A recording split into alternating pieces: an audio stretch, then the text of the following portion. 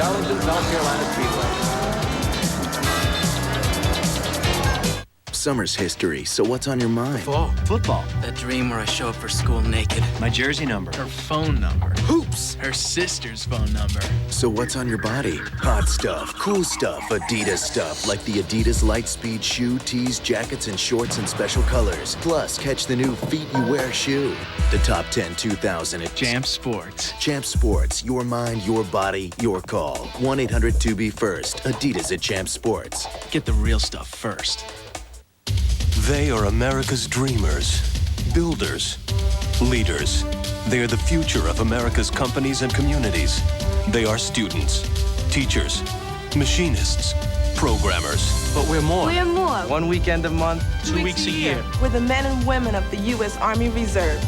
We're proud of what we do. And who we are. You can join us in the Army Reserve. As a full-time citizen serving part-time, you can train in one of almost 200 career fields, learn high-tech skills, and earn up to $25,100 toward a college degree while you're still in college. Serve part-time. Feel a pride that's full-time. Can you see yourself? This could be you. Call this number for more information. You'll receive a free brochure in the mail. There's no obligation. No matter where you are in your life, The Reserve can help you do better in life. Call now. Be all that you can be in the Army Reserve. How about it? Body of a pickup, soul of a race car, horsepower by the truckload. The NASCAR Craftsman Truck Series presents the Fast Smart Truck Shootout 200 from Richmond, Virginia, Thursday at 8 on ESPN2. And hello to you, and I guess everybody in the crowd watching at home on TV or here at the racetrack would like to say hello to their mother too. There have been about 70 or 80,000 people who have gathered here at the Southern 500 for 1985 to see this man primarily, $1 Million Bill. Bill Elliott, who has won the Daytona and the Winston 500s. The World 600, of course, went to Darrell Waltrip. Bill Elliott needs to win this race to pick up the bonus $1 million from the R.J. Reynolds Tobacco Company. Elliott established track records at both the races that he won earlier this year. Here are the past Southern 500 winners in the field. You can see Yarborough leads everybody with 5, Allison 4, Pearson 3, and a bunch of people, including Labonte, Bonnet, Buddy Baker, Richard Petty, and Harry Gant, who have won at least once, and all those people are in today's field. Green flag coming up. Harold Kinder looks over the field and flutters the green bunting. And watch Bill out. Let's watch this restart once again. See if anybody tries to make an assault on the front position. Held down by Bill Elliott. And no, everything seems to go pretty good. Elliott continues to run in front. Earnhardt runs in second. Third, dropping off the pace just a tad, seems to be Jeff Bodine. But with 64 laps completed, it's an Elliott assault on the $1 million still. And we're also going to see exactly how well Dale is running. We told you earlier, it looked like that Dale was laying it on Bill. Well, right now, Bill has the advantage. The question will come at this point of the race, 65 laps in, can Dale catch Bill? First two cars, third, Bodine, fourth, Harry Gant, fifth is Darrell Waltrip. Tim Richmond is in sixth. Joe Ruttman, seventh. Cale Yarborough, eighth. Neil Bonnet, ninth. Terry Labonte, 10th. Showing in 11th position is the car number 49 of Trevor Boyes, executing a very good pit stop. Bobby Allison is 12th. And the number 15 car of Ricky Rudd is 13th. Benny Parsons, 14th. And speaking of Benny Parsons, there he is. Watch him work this race traffic now. He comes up on Bobby Hill, and it looked like he was just going to gobble up the rear bumper. Backed out of the throttle a little bit, and he looks like he's fighting the wheel just a tad. He looks to the inside as they come down the start-finish line.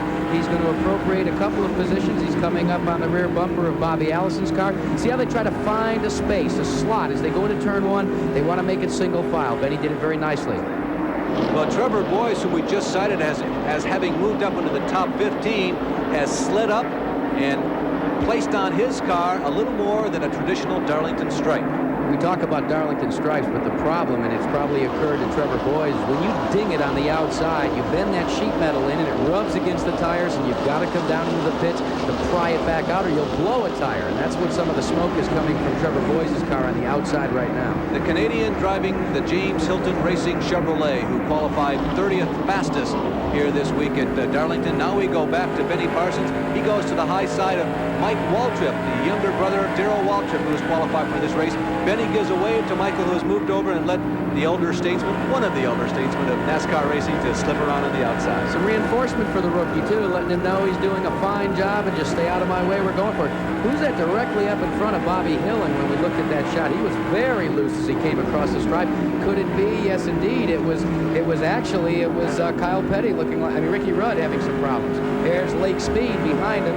Kyle Petty behind Lake Speed. A good battle enjoying back there with Benny Parsons. But he'd rather be up in the front. Yeah, he sure would, Jack. This is 14th and 15th position, and Benny really is running a little better than all these guys. You see Lake creeping up. There's some tape on the windshield of Lake Speed. Obviously, they have been bullseye there in the right front of the windshield. Going underneath Bobby Hillen, Parsons is running better than everybody, but he had to make that pit stop prematurely in front of everyone else. Look at this. Look at this. Three. Kyle tried to go to the inside as they went down into the corner in turn one. You're not supposed to go down on the apron. It hasn't been that way since about 1950, but he gave it a stab. 21 degrees is the banking on the turns here at the Darlington. Certainly there are other racetracks that have higher banks on them, but I don't think any more tedious than those here at Darlington. Now here's another view from outside Benny's car as you can see him orbiting around the 1.366 miles of Darlington. Trying to get around Bobby Allison is the next victim of the onslaught by Benny Parsons. Our in-car cameraman isn't going to get it done this lap, but he's just checking him out, trying to measure him up, getting ready to set him up and put him down. Benny Parsons is one of the veterans who has never won the Southern 500, and Benny looks to have a number of years to go yet before he hangs up his helmet. This is one race that he would really like to win. We told you at the top of the show that this race unto itself is absolutely critical to the career of every racing driver in their own minds. This is the Southern 500. This is a race that they want to win. Haven't missed much up front. It's still the Bill Elliott show. He's beginning to pull away from the Dale Earnhardt machine there. You saw a good indication of the separation. And I think we're seeing the answer, Jack. Who has the better equipment, at least at this point in the racetrack, Elliott or Earnhardt? And Bill has showed us. He's beginning to pull away, looking good. Bill Elliott, awesome Bill from Dawsonville. Unassuming Bill Elliott, the man who really wouldn't prefer all this attention. He and brothers Ernie and Dan, what they primarily want to do is go racing. And they are among the new contingent that has moved in and kind of taken the place of some of the old veterans of Grand National stock car racing, and they've done a lot of it on their own. Indeed, it's all been done down in Dawsonville, Georgia, and what doesn't look like much of a race shop. You know, they started building motors in a schoolhouse, but they moved to a little more roomier quarters now, and Elliott is well on his way to $1 million. Forget the bonus, $1 million in one-year earnings, which would top a NASCAR record that was set by Darrell Waltrip a couple of years ago. So he's having a fine season, irregardless of the $1 million bonus. Well, without a doubt, Bill's forte has been the super speedways. He has been as close to invincible on the super speedways as any race driver could be this year. Bill Elliott has won all of his races on the super speedways, and with the wins that he has racked up this year, he has won on every super speedway on the Grand National Trail. So Bill Elliott begins to assert himself in the early stages of the Southern 500. Bill Elliott going down the backstretch right now with the lead. He has led the majority of the laps of this race, but he has shared the lead with Dale Earnhardt, who currently runs second. Do you think the only way you can French braid your hair is with tired arms and 6 hands? Not anymore. Presenting Braidini, the innovative self-braiding tool by Hairdini that lets you French braid your very own hair even if you've never braided before in just 2 easy steps. Simply place hair from one side of your head in the first loop and slide hair from the other side of your head behind it. Just loop and slide. Braidini does the rest, magically creating a true French braid in minutes. With 2 easy steps, you'll make dozens of different braids, including the beautiful wedding ring, or our most popular fishtail and fantail braid. With Braidini, you'll do these by yourself in just minutes, guaranteed, or your money back. Loose and elegant, or tight, sporty braids. You decide. Braidini works on every hair type, even layered hair. Look again at how easy it is. Just loop hair in from one side and slide hair from the other side behind it. 2 easy steps, loop and slide. Call now to get the patented Braidini styling tool, and you'll receive our step-by-step Braidini instruction manual featuring 2 detailed training sections, including one for first-time braiders. You just follow along. But wait, that's not all. Order now and you'll also receive our sports braider, absolutely free for the tightest, most secure braids ever imagined. Hair is held so securely in each loop that it works for any activity. Running, aerobics, even swimming. Braidini by Hairdini, the easiest, most complete braiding system on the market. Finally, anyone can French braid hair. Moms, sisters, even dads. And you get a double guarantee. First, you'll be braiding hair in minutes even if you've never braided hair before. Second, we guarantee you'll finally be able to French braid your own hair or your money back. Say goodbye to messy braids forever. Get the original Braidini and you'll receive our sports braider absolutely free. Don't wait, order now. Have your credit card ready and call 1-800-292-4300 or send $14.95 plus $3.95 shipping and handling to Braidini, 660 Preston Forest, number 374, Dallas, Texas. Or call now 1-800-292-4300. Well, the sensation of the Firecracker 400, Greg Sachs, is behind the wall here at Darlington. Greg, what happened? Well, it appeared that we lost a tire going into the first turn there. The car was working real well after we made a small change. And then going in the groove, all of a sudden the rear just come around. It seemed like the right rear went down. How is the racetrack right now, Greg? Is it slick? Is it tight? What does it feel like? Well, we felt like when we started the race that we had the car tight enough. But as soon as they dropped the flag, the track was pretty slick. And on the first caution, we came in to tighten it up a little bit. Well, Greg Sachs certainly disappointed to be here. He'd rather be out there on the racetrack for sure. Jack, by tightening it up, as we see a change has taken place in second position. Harry Ginn has scooted underneath Dale Earnhardt. Tightening it up means they reach in there, touch those weight jacks, and put more weight into normally the right rear corner of the car. They want to get what they call more bite. And it looks like these two cars have got plenty of bite. Maybe, well, in a way, maybe not enough. Earnhardt trying to get her back around and reappropriate that position that Harry Gant, in his mind, stole from him just a couple of laps ago.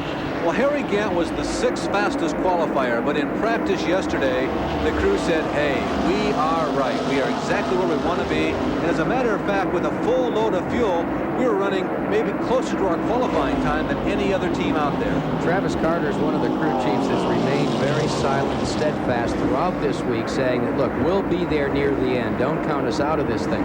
Right now, he's running a fine race, showing in the second position.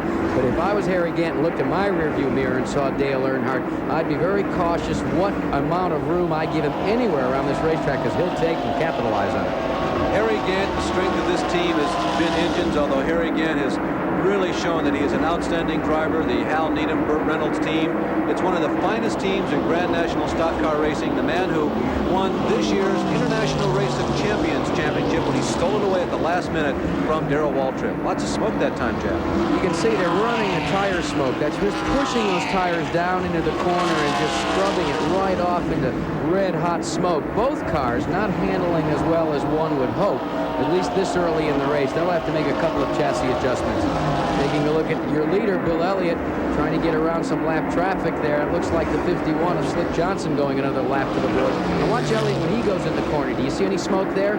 No. A good indication that he's handling nicely. Bill Elliott has obviously won dramatically more races than any other driver in Grand National Racing. After 81 laps, he leads here. He has 9 victories so far in 1985. Earnhardt has 3. Neil Bonnet has 2, and the 3 of them are the only 3 drivers who've been able to win more than one. Single winners: Waltrip, Labonte, Gant, Yarborough, and Sachs. The list totals only 8. That is somewhat of a surprise. Normally we're up around 11 or 12 this time of the season. Here's a good study on race traffic coming up. Oh, A.J. Foyt is on the back pits there, taking on fuel. There, see now, the man on the right side of your screen is jacking wedge, as they say, into the car. You can be sure A.J.'s letting him know, I need more in this Copenhagen Oldsmobile. They've established that. They're cleaning the windshield, and they're getting ready to send him back on his way. Dick Hutchison, by the way, is his crew chief. And Roger Hamby there in the western hat and the sunglasses, who is, of course, the crew chief for Kenny Reagan. They started this race in 39th position. Talk about a big assignment. There goes A.J. Foyt pulling away. And by the way, he commented to us that we may have missed him at the Pocono IndyCar race a couple weeks ago. Yes, he surprised all of us when he came in the back of the pack and raced into the top 10, was challenging for the top 5 when something went amiss with the car. But Super Tex, from time to time, Jack, definitely shows us that he still hasn't, beyond a shadow of any doubt. No question about that, but look at the question here. It's a battle for position. Cale Yarborough ducks to the inside in turn 3, gets around Tim Richmond to take over a position. And that's a good example of how you have to pass when you come through a corner. You've got to look to the inside. You can't go to the high side. Cale Yarborough has moved into 6th. For those of you who follow Grand National Racing regularly, here by car number only, top 10, 9, 33, 3, 5, 11th is 5th, 28, 27, who we just saw, 12, 4, and 15. Ricky Rudd holding on to the number 10 position. All those guys, including about 5 or 6 others, make that 12 others on the lead lap. 22 cars remain on the lead lap. And I'm surprised. That's rather impressive with the pace that Bill Elliott and Dale Earnhardt have set today.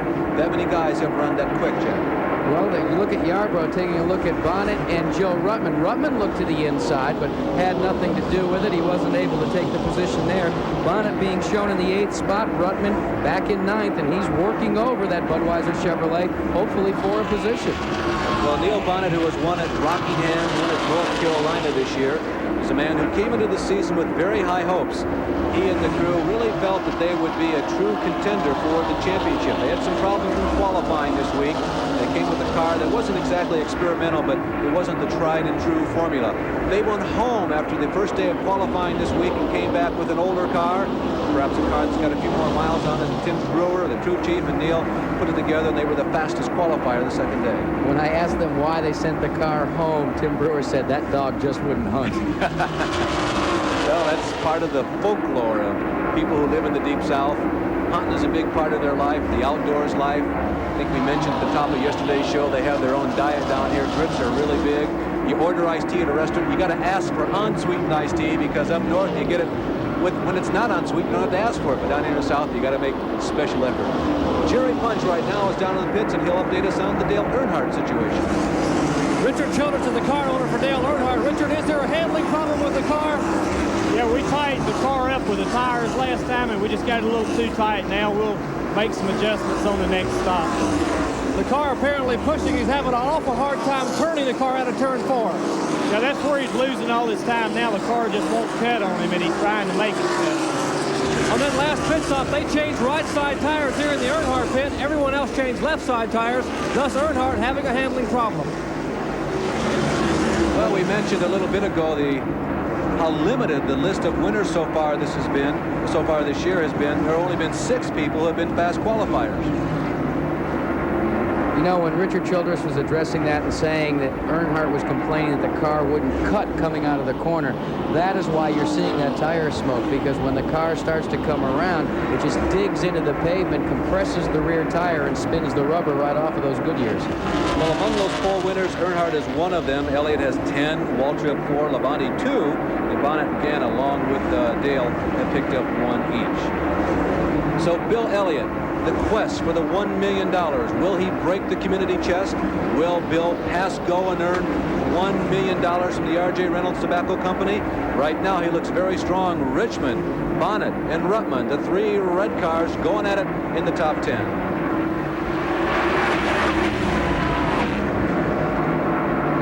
No matter where you look around this racetrack, Larry, there's a good race. Take a look at all of this. Here's Ruttman and Bonnet, and in front of them, Richmond, and they continue to go at it. That's one of the unique things about Darlington. Wherever you look, there's a good battle. If you have one of these or one of these, then you're ready for the most useful tool ever invented. Introducing the Roto 7 Power Disc, a disc so strong it can cut through this hardened steel file, power through this brick, zip through copper pipe, and even cut through masonry with ease. The tempered carbide disc cuts right through this iron chain and shears off any nail in its path. Roto 7 not only breezes through ceramic tiles, but even makes rounded corners quickly and easily. Use it on your circular saw to cut smoothly through Formica. No binding, no kickback, and it always leaves a clean, smooth edge. But cutting is just the beginning. Roto 7 will sharpen your tools, even your lawnmower blade, and it'll grind just about anything. All your work comes out clean and burr-free. You get not 1, but 2 power discs. And if you order now, we'll also include this Roto 7 sanding disc. Just look how easily it strips away old paint. Ordinary sanders keep clogging up, but Roto 7's open mesh keeps it running clog-free. You get all 3 discs for only $19.95. So order your Roto 7 now. Call toll-free 1-800-892-1212. That's 1-800-892-1212. Or send check or money order for $19.95 plus shipping and handling to Roto 7, 2 Morgan Avenue, Norwalk, Connecticut. Or call now 1-800-892-1212. You're looking at a relaxed Ernie Elliott standing under an umbrella. You'd think he's at the beach on a Sunday afternoon rather than trying to win $1 million. But Ernie, are you concerned about the pace that Bill is setting early on? No, we're not running too hard right now. Okay, we got problems. We got problems, and Ernie Elliott and the crew are going to have to get busy with the crash on the speedway. And we'll move back out of the Coors pit. It was a tire that went away. I heard it, Jack. It's H.B. Bailey. And boy, this is just another installment in a litany of bad crashes for this gentleman from Houston, Texas. He walloped the inside retaining wall just a couple of times. I think it was last race here in the Southern 500. Score another one for H.B., a DNF and a torn-up race car. He's moving inside the race car. At least he looks that way. Yeah, he just put his hand up to the seat belts trying to uncinch them.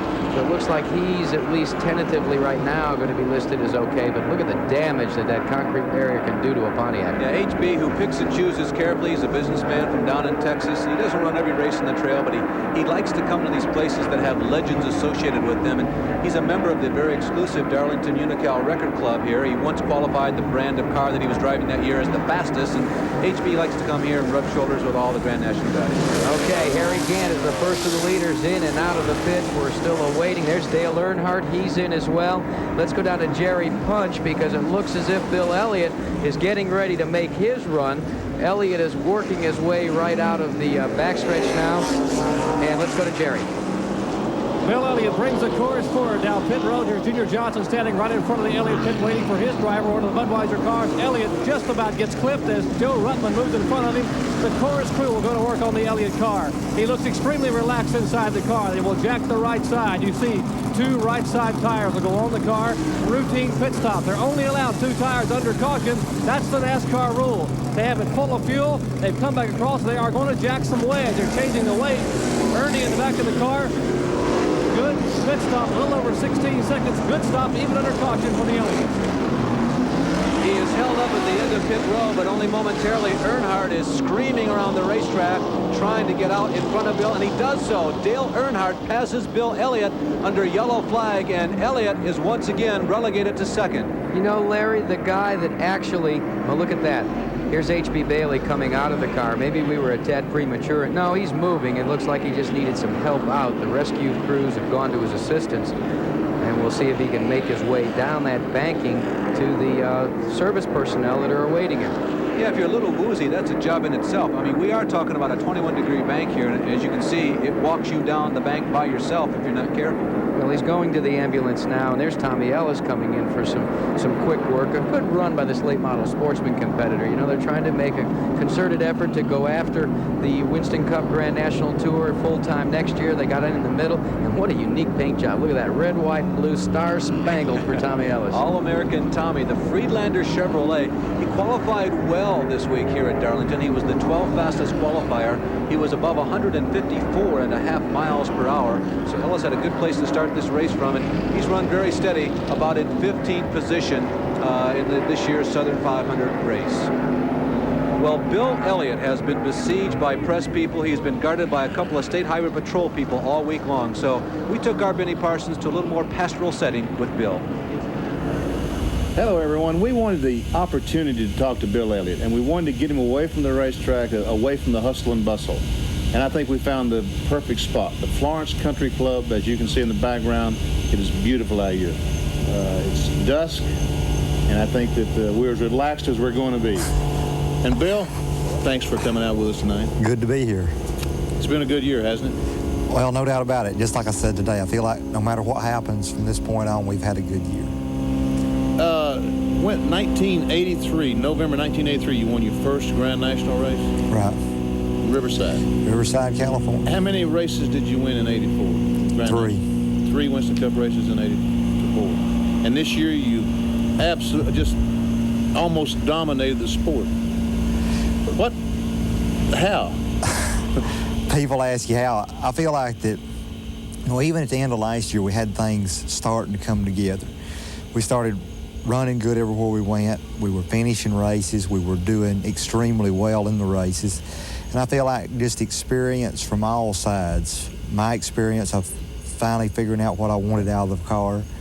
Ernie's experience with the engines and them staying together and such a good job that he does. And all the people back at the shop, their experience of knowing what to look for on a race car and knowing what to check and things of that sort, and reading the situations as they come along during the race. I feel like that's been more of a key than anything else. You know, you've got an opportunity. You had an opportunity for a couple of months now to win $1 million. How have you been able to handle all the media attention? I mean, there's newspaper writers and TV people crawling all over you. Well, in some aspect, I know maybe I got a little short on some of the stuff, but yet I try to deal with it the best I could at the time. You know, but that is something that comes with experience, and I feel like now I'm more prepared to deal with it because I've been through it. Plus, how many other people have ever been put in a position I was put in? You know, I mean, I realize it's very difficult, but do you guys really think about the $1 million? Well, I feel like we've done everything we could do to the car as far as preparing it for this race. I feel like we had another shot at it, the World 600, and things didn't work out. We had some, I guess that was the worst weekend of my life, or worst week, the way the circumstances went that weekend. We ran the Winston on Saturday. We didn't run good at all in it. The car was jumping out of gear, and I feel like we just weren't prepared for that weekend. Because of Sunday? Because of Sunday. And Saturday's race suffered because of Sunday. Right, because we were trying to concentrate on Sunday's race. And then Sunday came along, and we just had a wheel that had a little bit of weld in it that was protruded in, and it rubbed a hole in the little brake line between the caliper.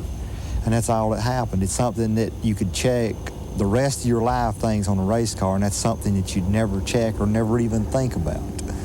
So you had no brakes on the race? Then during the race, I ran out of brakes and had to end up fixing that. It really, really hurt us a lot. But, then coming into here, I feel like things are so much more relaxed and so much more at ease. I felt like if a race paid $10 or $1 million, I'm going to approach it the same way.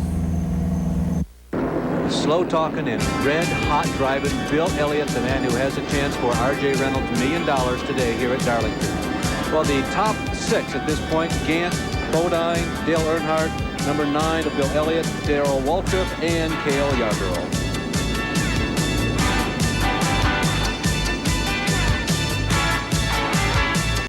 The dream, the vision, the Erickson All Sports Facility is fast becoming a reality for the entire Parkersburg area to enjoy. Through your support and with the help of hundreds of volunteers, the Erickson All Sports Facility will host football, baseball, soccer, tennis, and track and field events with grandstand seating for over 10,000. The Erickson All Sports Facility is a community project by the people and for the people of the Parkersburg area. Make your contribution today. Call 304-420-1740. Hi, I'm Steve Knoll, owner of the Bell Rock Country Diner, and this is my little pal Joey. Here at the Bell Rock, folks of the Mid-Ohio Valley have been enjoying good old country cooking like Mom used to make, and at prices you can afford to feed the whole family. And with our new energy-efficient kitchen, you can enjoy healthy, fresh steamed vegetables with your favorite meals. And we have the best homemade pies you've ever tasted. Come visit us soon, Bell Rock Country Diner, where good friends and neighbors enjoy good old country cooking. Hello, and welcome to Track Rusty Sweepstakes, sponsored by ESPN and Miller. If you'd like to know how you can win a trip to meet Rusty Wallace to the Napa 500, press 1 now. Watch the Mountain Dew Southern 500 this Sunday on ESPN. After the race, call this number with Rusty's starting and finishing positions. For other prizes, press 2. You could also win official Miller Racing gear. To end this call, press pound now. To hear Rusty flying a kite, thanks for calling Track Rusty. Hey, we're running late, but don't sweat it. We move on. Enjoy the show right here on The Deuce. International Raceway, the 1985 36th Annual Southern 500, and a lot of new faces have been running up near the front, the last green flag segment. Some of the people that we saw really rule this race in the early laps have kind of sat back and just loped for a while. One of those guys who has run up front is Jeff Bodine. Jeff, this is Larry Newbert, ESPN again. It looks like you guys are kind of running the race that you would prefer, at least to this point. Well, Larry, this track is awful tough, and the number one thing you have to do here is survive. And we happen to be running good, so we're going to try to run up front, but we're still taking it easy. We're going up careful past the left traffic. We're not trying to push a car yet. We're trying to save something for the end of this race. Well, Jeff, you certainly are among one of the quickest runners at this juncture of the race, so good luck the rest of the way, buddy. Thank you, Larry. Jeff Bodine shown as third position right now. Updating you once again, Earnhardt leads this race. Last year's winner, Harry Gant, is second, and Bill Elliott runs in fourth. We've got a little altercation of sorts down on pit road where Tim Richmond is being held for what we are being told was an infraction during the last caution. He ducked onto the pits. Actually, this caution, he ducked onto the pits before we broke for commercial, and he just sped right past the flagman there while he had that little popsicle sign up on the stop side. So now they're holding him one lap, and they'll put him back in the order, and this is coming from NASCAR and Bill Gazaway.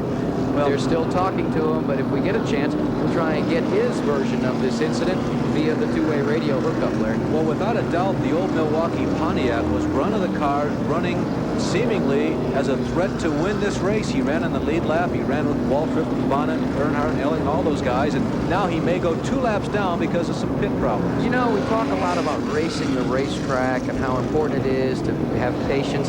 The other thing that's so important here at Darlington, more than a lot of other racetracks, is to maintain your composure. When you get rattled by maybe going a lap down, or NASCAR says that you're at the tail end of the lead lap, you've got to make sure, and look at this.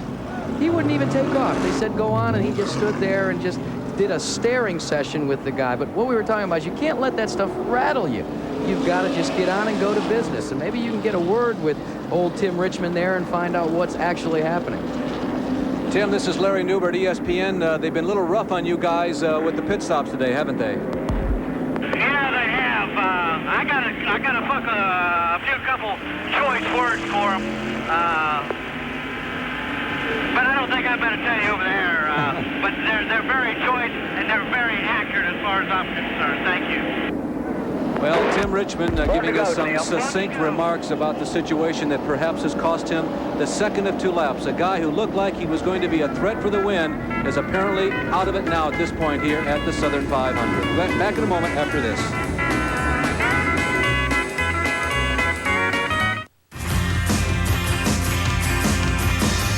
I'll stop the world and melt with you. You've seen the difference and it's getting better all the time. I'll stop the world and melt with you.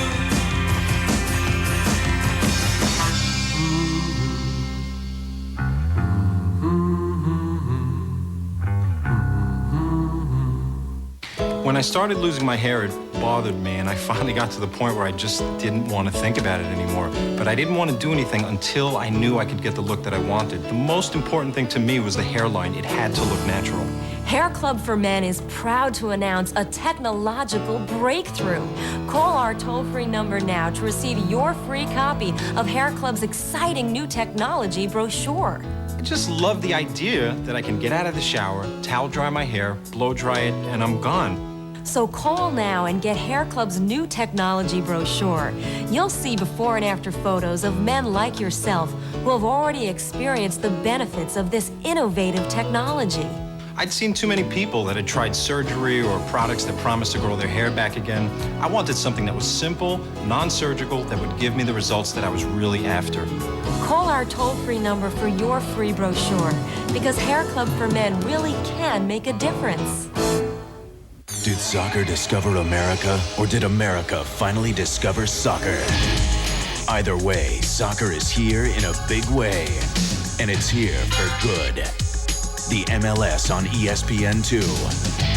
Action continues when the Colorado Rapids take on the LA Galaxy. Thursday at 10:30 on ESPN2. The MLS on ESPN2. Finally, America gets it. Green flag is back out at Darlington, South Carolina. Dale Earnhardt is at the point of the pack again. Earnhardt dives down into turn number 1 on this old oval. And Dale Earnhardt is the leader of the pack and the leader of this race. Harry Gant runs in second. Jeff Bodine motors in third. moving Bodine up to third, and there's the lead trio, but actually that car of Lake Speed is a lap or several laps down. It's Earnhardt out front and Gant running second. Now, Gant's going to have to figure out a way to get around Speed before he can do battle for that front position. He ducks to the inside as we come through our speed shot.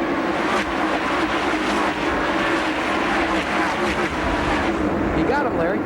Over 30 cars remain active in this race.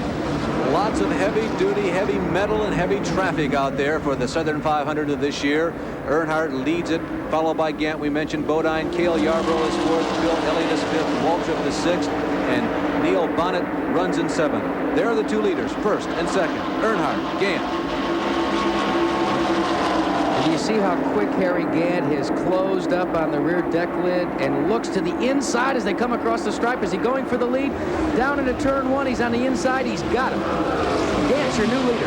Harry Gant wants to lead this race, and Gant and Earnhardt come very close. Gant a little bit out of the racing groove we saw from inside of Benny Parsons' car earlier. You get up into the dry stuff up there, and it's very slippery. Well, you could see that Earnhardt was all crossed up as he came out of turn four. Gant capitalized on it, but he couldn't cash it in until he got all the way down into turn one. Harry Gant, the defending champion of the Southern 500, leads after 156 laps, reminding you one more time, 183 laps represents the halfway point. The question becomes, if Bill Elliott can, will he go after the lead as we approach the halfway point? Lake Speed, by the way, the third car in line there, the white car with the black and yellow trim, is not on the lead lap. There's car number 12, Neil Bonnet. The report was that he was slowing, being called into the pits. Looks as if they've got some trouble on the left side rubber. This is fairly early for them to have to make an exchange after those normal pit stops. Bonnet is going to go a lap down. The leaders are coming past the start-finish line this time. They flash by. Bonnet accelerates, but the leaders are already in the turn number one. So Neil Bonnet becomes yet another victim of the lead lap. Tim Richmond comes in. He was given the black flag, we are told. Being stopped, they're going to give him, it was a stop and go. It was just to dispense that ruling, the consultation flag. He stopped, he went out, and they put the stop sign up once again. Tim Richmond showing a little bit of frustration with what's going on here. Tim Richmond a little bit concerned over difference of opinion between his crew and NASCAR. And what we talked about, Larry, is you just can't allow yourself to get rattled here. Richmond, now the report is NASCAR is going to give him the consultation flag once again because he didn't adhere to the rules. There's Barry Dotson conferring with one of the NASCAR officials on pit road, arguing his case, but NASCAR calls the shots. They'll bring him back in, and he'll have to go through the stop and go the way they determine it, not the way he determines it. Well, Jack, I think there were a couple of infractions on that. It was not a stop and go situation. He did not come to a stop in the pit area. Then he got to the end of pit road.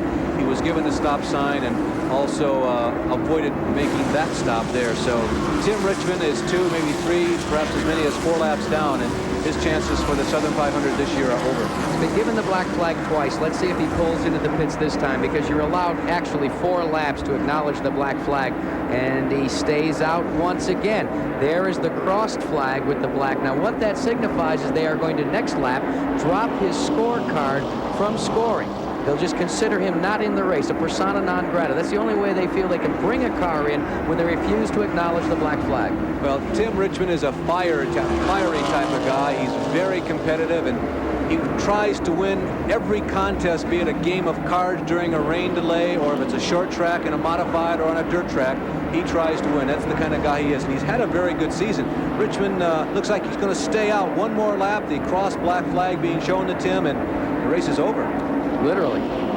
Let's go to Jerry Punch, who's with the car owner Raymond Beadle in the pits. Maybe we get a clarification. Jerry? Raymond, can you clarify what's happening with your car with Tim Richmond? What's going on? Well, the scores got all messed up when they had the initial caution. We come in behind Harry Gant, the 33 car. We went back out. For some reason, they showed us a lap down, and Harry's the leader, and we beat Harry back out of the pit. In the meantime, we was talking to them, and they got fouled up again. So Tim went back around when the caution car came out. They came back in and they penalized him a lap. They told him to stop for a minute. Gadway didn't like the way he stopped, so he had to come back in, stop again. Now he's got to take off again. Well, Tim Richmond just stopped here in the pit. You see him moving back down pit road. His second stop and go penalty. He didn't stop completely the first time. This time he did stop, so hopefully that'll be all. The know, Jack, it's a little scary, to be blunt with you, here at this racetrack, to see a guy go out with nerves and tempers frazzled like that. This racetrack, even when you're cruising around on 130 miles an hour, can be very, very treacherous. But Larry, rules are rules. Our rules are rules. And when NASCAR says to come in, you should come in. That was my point about maintaining your composure, even if you think you're right. Remember Darrell Waltrip? He stated his case. He complained at Bristol, Tennessee, but then he went on. He didn't let it bother him any further. He raced the rest of the time. That's not been the case with Tim Richmond, and look how much it's cost him. Meanwhile, back up front, Harry Gant, the man who is ranked 11th in all-time winnings for NASCAR. He has won over $2.3 million, is en route to maybe another big payday here today at Darlington. He has started 208 times in Grand National competition. He has won 7 times, but as we told you, that's good for more than $2 million. In 1985, he has won $465,000. That's ranked 3rd on the money winnings list for this season. He does have a win coming at Martinsville on the short track. What a marked contrast between Martinsville and this place. But you know, ever since Harry Gant came up to the Winston Cup Grand National Brigade after a long tour of duty on the late model sportsman circuit, he has taken to the Darlington International Raceway kind of like a duck to a big, broad pond in North Carolina. He's just loved it. He works that car real hard through the corners. There you can see the tire smoke coming off the car. Again, taking a cut and maybe being just a little tighter than he'd like to be, but he holds on and just works this track that they call too tough to tame to his advantage. Well, that seems appropriate, being a duck to water, because this place was built around a minnow pond. Harry Gant continues to lead, the man who is the defending champion of this race, and Bobby Allison is showing some telltale signs which might bring this race to a final chapter for him. Bobby Allison, the man who switched rides in mid-season here, it's something he has done before. He experimented with the Ford. He's been in the Buick a couple of times this season since he's gone to his own team. And now some on-burn fuel you can see burning out of the exhaust pipes, coming out of the headers as Bobby Allison creeps to his position on the backstretch. The man who has won so many Grand National races, a former Grand National champion, signaling to his crew that his day is probably over. 167 laps are now complete, fast approaching the halfway point in this race, and Dale Earnhardt and Harry Gant right now are putting it to Bill Elliott.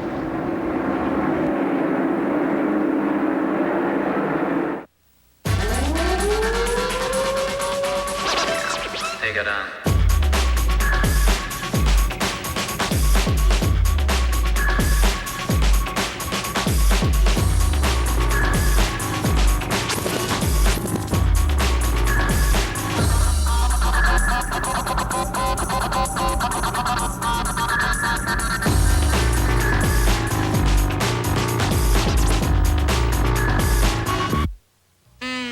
Putting is tough.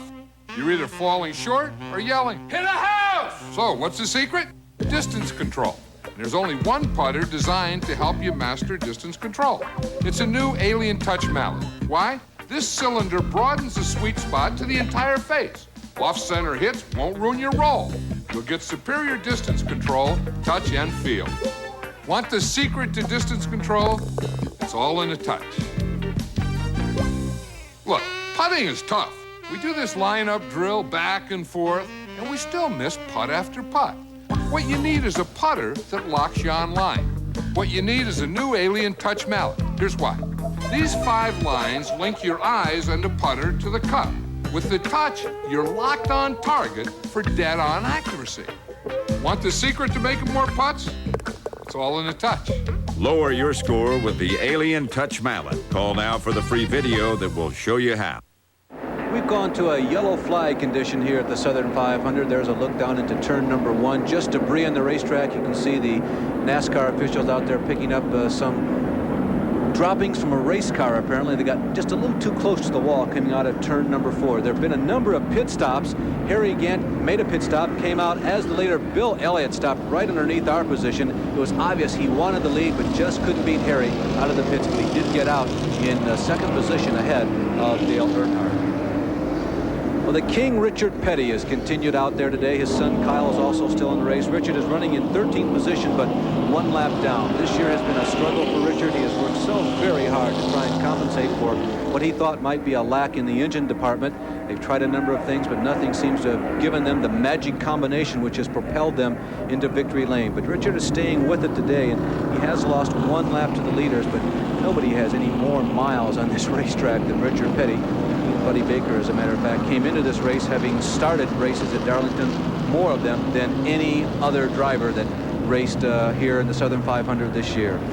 As little as 1/1000th of an inch of motor oil separates your car's engine parts, but friction and heat can make motor oil become volatile and vaporized, weakening its ability to protect expensive parts. Texaco Haviland Formula 3 controls volatility, fights vaporization, and provides complete engine protection, no matter what you drive. Add more life to your car. Take it to the star. Get a Dream Team basketball with a 12-quart Haviland Formula 3 or 6-quart Haviland Synthetic purchase. Why spend an eternity searching for the abs of your dreams? In 5 minutes a day, be on your way to looking and feeling great. The ultimate abdominal exerciser, AbWorks by Nordic Track. Exercise upper, lower, and oblique abdominal muscles for a firm, strong, sexy midsection. Unlike ab rollers, AbWorks is the only patented ab exerciser with reverse crunch design. Effectively train the stubborn muscles of the lower abs. AbWorks' patented design supports your head, neck, and back for a comfortable, safe workout. Find the abs you've been searching for. Try AbWorks for 30 days. If you're not on your way to being more fit and trim, Nordic Track will refund your purchase price. Call to order and get the AbWorks system and free workout video with 15 AbWorks exercises and fitness expert Jen Miller's aerobic exercise program. All for just 4 credit card payments of $29.95. Get the sleek, sexy abs you've always wanted. AbWorks by Nordic Track. Call now. From ESPN, the worldwide leader in sports, it's ESPN Magazine College Football 96. Fall is coming fast, and ESPN brings you all the color of college football in one big issue. We'll be showing you the quarterbacks to watch, the teams to watch. Can the Huskers make it 3 straight? Is there a Heisman curse? What's with Steve Spurrier? And learn who rules our top 25. College Football 96. Everything you need to know on newsstands now.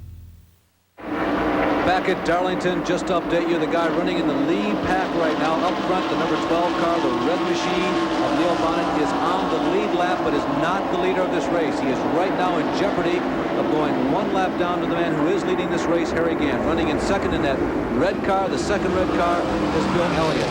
And while we were away, we went under green, and Terry Labonte had a flat tire, was forced to come into the pits, and Terry went a lap down.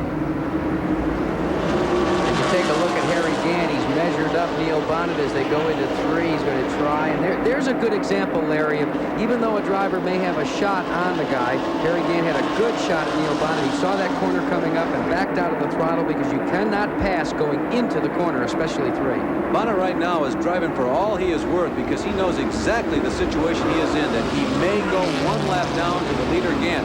He would like to hold Harry back as long as he can. He's hoping for a yellow flag. You see Harry right on his bumper, bumping Neil, staying with him, coming out of turn number 2, letting Neil go. I want to get by. Well, Gant's trying to get a run, a solid run, down into 3. There's exactly what he did. Now, look, Bonnet's going to go back on the inside, trying to get it back. They're working out of turn 4, and Bonnet's got it. Look, whoa, almost into the wall comes Harry Gant. He bangs into Bonnet. Look at Earnhardt going to the inside. 3 abreast going into the number 1 corner. Earnhardt on the inside, going for the lead, and Harry Gant is pushed back to second. Now he'll try the inside of Dale, coming out of turn number 2. Earnhardt in that very dangerous high groove. He gets around, and Harry Gant is still squirming a bit. A little retribution cost Harry Gant the lead momentarily. Well, I don't know, but he's getting it back from Earnhardt, going into 3. Moves Earnhardt up just a tad, gets back in line, and he's back in front. Now, who says that Dale Earnhardt, by the way, with the red wheels he's borrowed in from somebody, is the only guy who can play contact sports and still drive a NASCAR car? Well, good point. Now, look at Bill Elliott. He's in 3rd position, but he's being hounded by the nemesis in another Ford Thunderbird, Cale Yarborough. Look at the 9 there. We're working the car here, and we're going down the backstretch. Look at the top of the car as we work into the corner. And you'll see the number. The number looks as if, indeed, it's backwards. Look at that. Isn't that interesting? That's no, you know what it stands for? Look at it again. It looks like E for Elliott. Well put. You know, David Pearson is the last guy to win 3 of the 4 Triple Crown races. And he did it on a weekend of a hurricane back in 1976. You know what the hurricane's name was? Well, it was 79. Hurricane David. And Hurricane Elaine, which begins with an E, of course, is sweeping through or approaching the country this weekend. Is that a good omen for Bill Elliott? Well, let's take a look and see if Elliott can get around Neil Bonnet here. I just love that backwards 9. I like to stay abreast of that. And look at Cale Yarborough. Yarborough's beginning to show a little more muscle, Larry, since that last pit stop. He looks like he's getting, as you say, a little racy here. Now they're working around Neil Bonnet, who does not want to give up easily, although Bonnet seems to make a gentlemanly gesture to Bill Elliott as Elliott goes around on the outside. Elliott just isn't showing the high speed that we saw in the first 50 laps of the race. Let's take a look at a couple laps ago when Gant and Bonnet were going at it. Gant was out of shape, crowded down into Neil Bonnet. Look who capitalizes, way down, almost on the apron. Earnhardt comes across the stripe side by side. Looks like he's trying to come back in. He cuts across the grain and gets almost by Harry Gant for the lead. Well, as this is going on, Darrell Waltrip is coming into the pit area. Junior Johnson himself out with the signboard.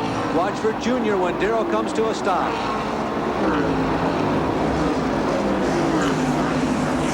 Darrell Waltrip in the pits in the Budweiser Chevrolet. They've changed right side tires. Has to be an unscheduled stop. Looks to be possibly a right side tire going down.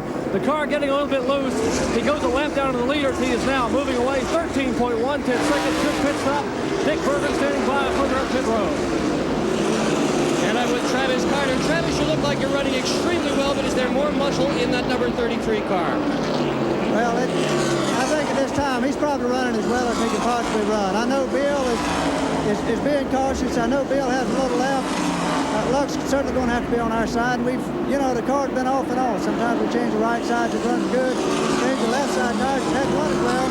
So we've tried to make some adjustments to compensate such that when we change either side, the car works equally well. And I think we're getting close every time. Well, Travis Carter has his best car here. This is the automobile that won last year's Southern 500. We have just completed lap 183. If they want to, they can make this race now official at any point. The weather has been cooperating beautifully. The sun has been ducking in and out of the clouds. Boy, you see Harry Gant right there, bringing lock to lock, coming around the corner here at Darlington. The weather, as we mentioned, has been really helping us out here, and it's beginning to look like this will be a race that will go 500 miles. Looking at Dale Earnhardt. Earnhardt taking a little bit higher line than the leader there, Harry Gant, going through that corner. But both of them continue to burn that right rear tire. And as you said, Larry, they were going as lock to lock, trying to cut that car around the corner.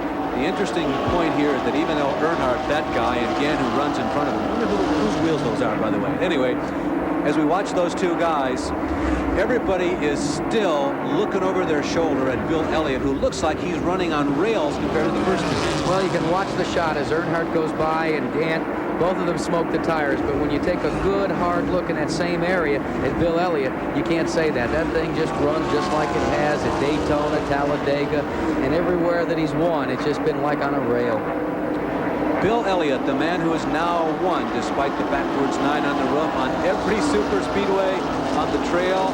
He won here in the spring. He faces the possibility of becoming only the second man in history to execute a sweep, fast qualifying time, and 2 race wins in one season. Let's illustrate what we were talking about. Now watch. See, as he goes through, Elliott has no problem, no tire smoke. The car is handling, takes a little bit of a drift up to the wall, but he can cut the car in fine fashion, and that's a good indication of just how well that car is working. But the question mark is, how much more does he have left? Well, obviously, Travis Carter, the man who works on that machine, feels as though there is more left. You can see Harry Gant really working hard. It's a great shot as he comes around turn number 4. You can see the right hand way down on the left-hand side of the steering wheel as Harry Gant is having to do a lumberjack job of taking that car around 1 lap here at Darlington. Imagine when you're coming up on an interstate, one of those old-fashioned clover leaves where you get up high there and you're trying to go through it at about 75 or 80 miles an hour. It throws you around in the seat. Well, that's the issue here. Looks like we've got a caution that's been dispensed for car 51. Slick Johnson having his hands full today in this Southern 500. And the caution is out. Yeah, Slick Johnson, who entered here in the Johnson Racing Ford. It's a car that he brought some money to help finance this operation and this effort for this week here at Darlington. Johnson, who is a sometime driver on the Grand National Circuit. You can see that he has made contact in that cleaner hands car on the right-hand side. Once again, the typical Darlington stripe. Well, we are halfway through this race, and we've had a number of guys who have dominated this. Bill Elliott, of course, one of them. At 184 laps, the time of the race was just a little more than 2 hours. Average speed was a little less than 120. There have been 9 different leaders. They've exchanged the lead 13 times, 6 caution flags for a total of 37 laps up to that point, the halfway point in the race. Out of the race at this point, David Pearson, the Silver Fox, the man who qualified in the front row, Bill Parsons and Rusty Wallace, in a spectacular crash coming out of turn number 4, and Tommy Houston, Greg Sachs, H.B. Bailey, Bobby Allison, and most recently, Trevor Boyes.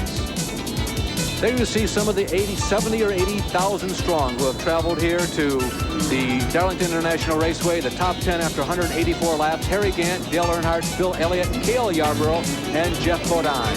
6th through 10th, Benny Parsons, Ricky Rudd, Benny Parsons, Ron Bouchard, and Neil Bonnet. So Bill Elliott still has very much an uphill battle to turn in if he wants to win the Winston Million. TCI Media Services and Classic Rock Z106 present high school football on TCI Cable Marketplace. Enjoy all the action as area schools compete in head-to-head competition. This week, don't miss the Parkersburg South Patriots versus Wheeling Park Saturday at 10 p.m. and Sunday at 3 p.m. on TCI Cable Marketplace. High school football brought to you by TCI Media Services, Classic Rock Z106, and TCI Cable Marketplace, your local football connection. First-time buyers. Ever try to buy a car? I'll tell you what I'm gonna do. Only to have your credit rejected? What do you people take me for, an idiot? Get out of here, get lost. Don't give up. Come to Dill's Lincoln Mercury. Our business was built on getting people financed, and our friendly sales staff will go the extra mile to get your credit approved. There are car dealers, and there's Dill's Lincoln Mercury. Grand Central Auto Mall, Vienna. Body of a pickup, soul of a race car, horsepower by the truckload. The NASCAR Craftsman Truck Series presents the Fast Smart Truck Shootout 200 from Richmond, Virginia, Thursday at 8 on ESPN2. The man who won yesterday's live telecast here on ESPN, Darrell Waltrip, today driving the familiar Junior Johnson red and white number 11, is at the head of the pack, the head of the class, but he is the length of the racetrack behind. He is on the lead lap, but at the very end of it, Dale Earnhardt right now is the leader. But Dale Earnhardt has been driving on some very unfamiliar wheels and tires, and Dick Bergman is down there now. Yeah, he sure has, Larry. What they're doing is they're going up and down pit road and borrowing tires and wheels from anybody they can borrow them from. What they're trying to find is exactly the right combination, the right stagger, the right tire size to let the car go as fast as possible. And that's why you're seeing different wheels on the cars. Importantly, this pit crew has got an incredible virus going through it. They are all not feeling well, every one of them. In fact, the only guy on the Wrangler team that is healthy right now is Dale Earnhardt. One of the crew members is gone completely, and the rest of them just really wish they could lie down instead of having to service his car. So they're working hard, and I'm going to leave before I get sick, too. Do you see on the back of Dale Earnhardt's car, it says 1-800-FARM AID? We were talking about it before. You know, that's the thing that Willie Nelson is so heavily involved in, trying to raise funds for the farmers. Well, Wrangler Jeans and Willie Nelson have gotten together, and there you got a good shot at it. They're getting together to work a special promotion for that. And as we alluded to early in the race, we understand that Willie Nelson may become one of these so-called quote-unquote celebrity owners of a race, and it would be Dale Earnhardt. One tough customer with Willie Nelson. Now, that's a pair that beats a full house. Yeah, absolutely. There's no question about that. He would join T.G. Shepard, of course, who owns that red car, that number 4 car, involved in the ownership of that. Joe Ruttman's ride for the 1985 season. Looking for green flag. 10 cars still in the lead lap. Neil Bonnet may have been caught unaware. He drops down to the apron. He was 1 lap down, and now he works from a tremendous deficit on the restart of this race. I believe they wanted to call him into the pits, and he missed the slot. He has to go all the way back around, and this will be costly for Bonnet. You can see him working through the junk there, slipping and sliding, but meanwhile, up front, it continues to be Dale Earnhardt just gobbling up real estate. Remember, Tim Richmond is a number of laps down. Waltrip has lost a lap in just this last half a lap to Dale Earnhardt. 9 cars are on the lead lap.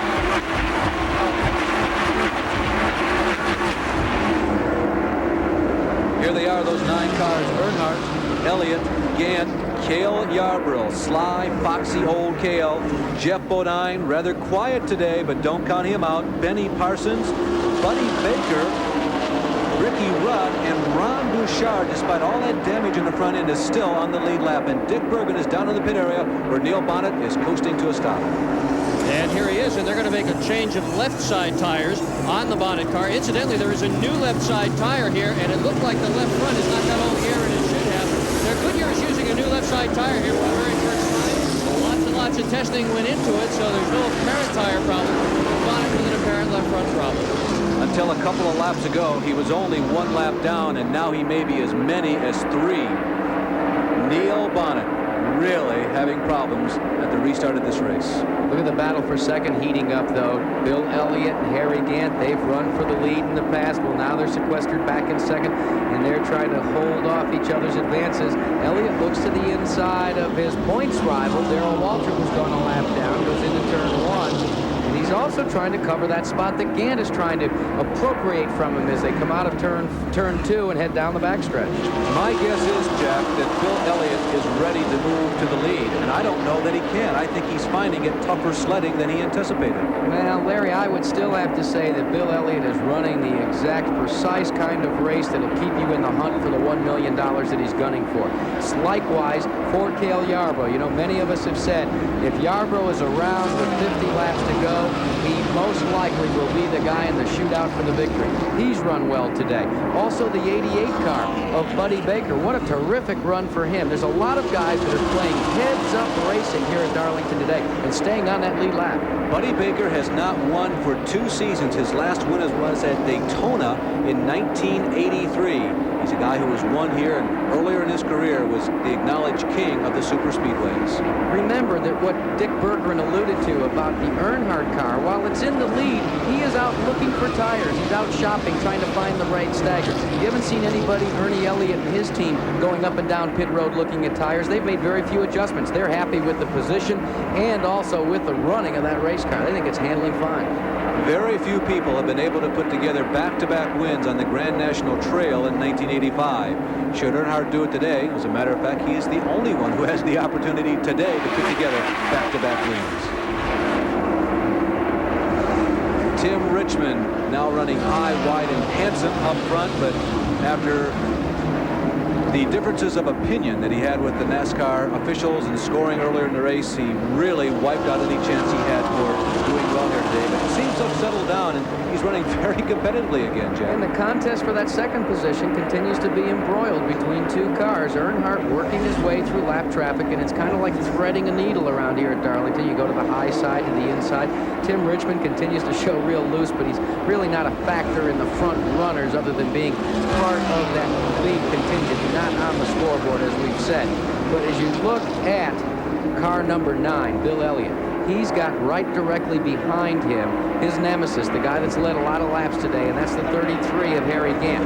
Earnhardt is pulling away, but remember, as we said, he's got some tire problems. They're still searching for that stagger. Tim Richmond is exactly 4 laps in arrears as you watch him follow around running in this lead pack, zipping by you at better than 150 miles an hour. They move up to about 170 just before they touch the brakes and go into the 21-degree bank corner.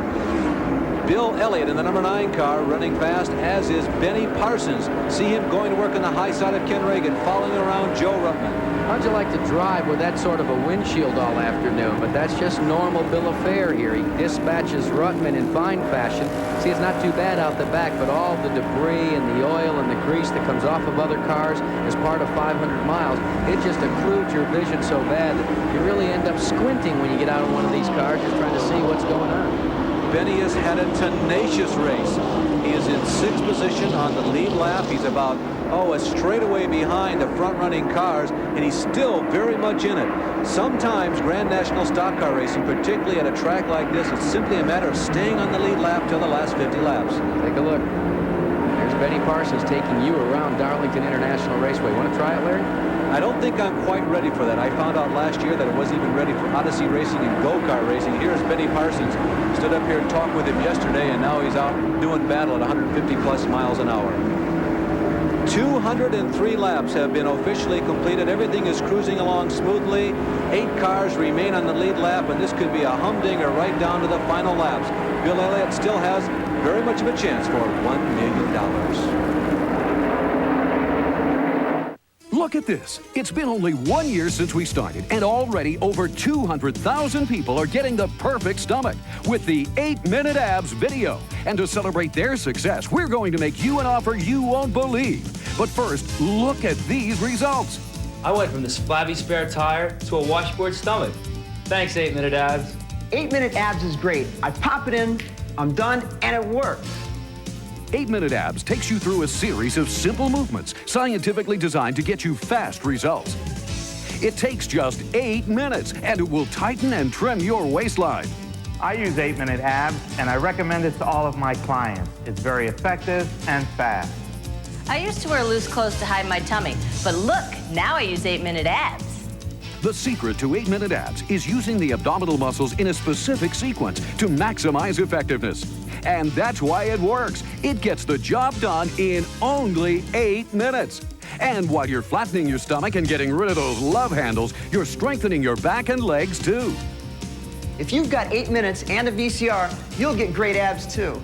Yes, 8-Minute Abs has trimmed the waistlines of over 200,000 people. And now we want to give you the perfect stomach. Call for your copy of 8-Minute Abs for just $19.95, and we'll include a special anniversary $5 rebate. That's right, it's just $14.95 with rebate. And we'll also include 8-Minute Buns absolutely free. Yes, you get 8-Minute Abs and 8-Minute Buns for just $14.95 with rebate. And we'll even make this guarantee. If you don't lose at least 3 inches from your waistline or drop 2 dress sizes in 30 days, we'll send you a prompt refund, no questions asked. But this is a one-time anniversary offer, so order yours right now. Call 1-800-535-4444. Response to this offer is incredible, so please stay on the line with your credit card ready. Call 1-800-535-4444. That's 1-800-535-4444.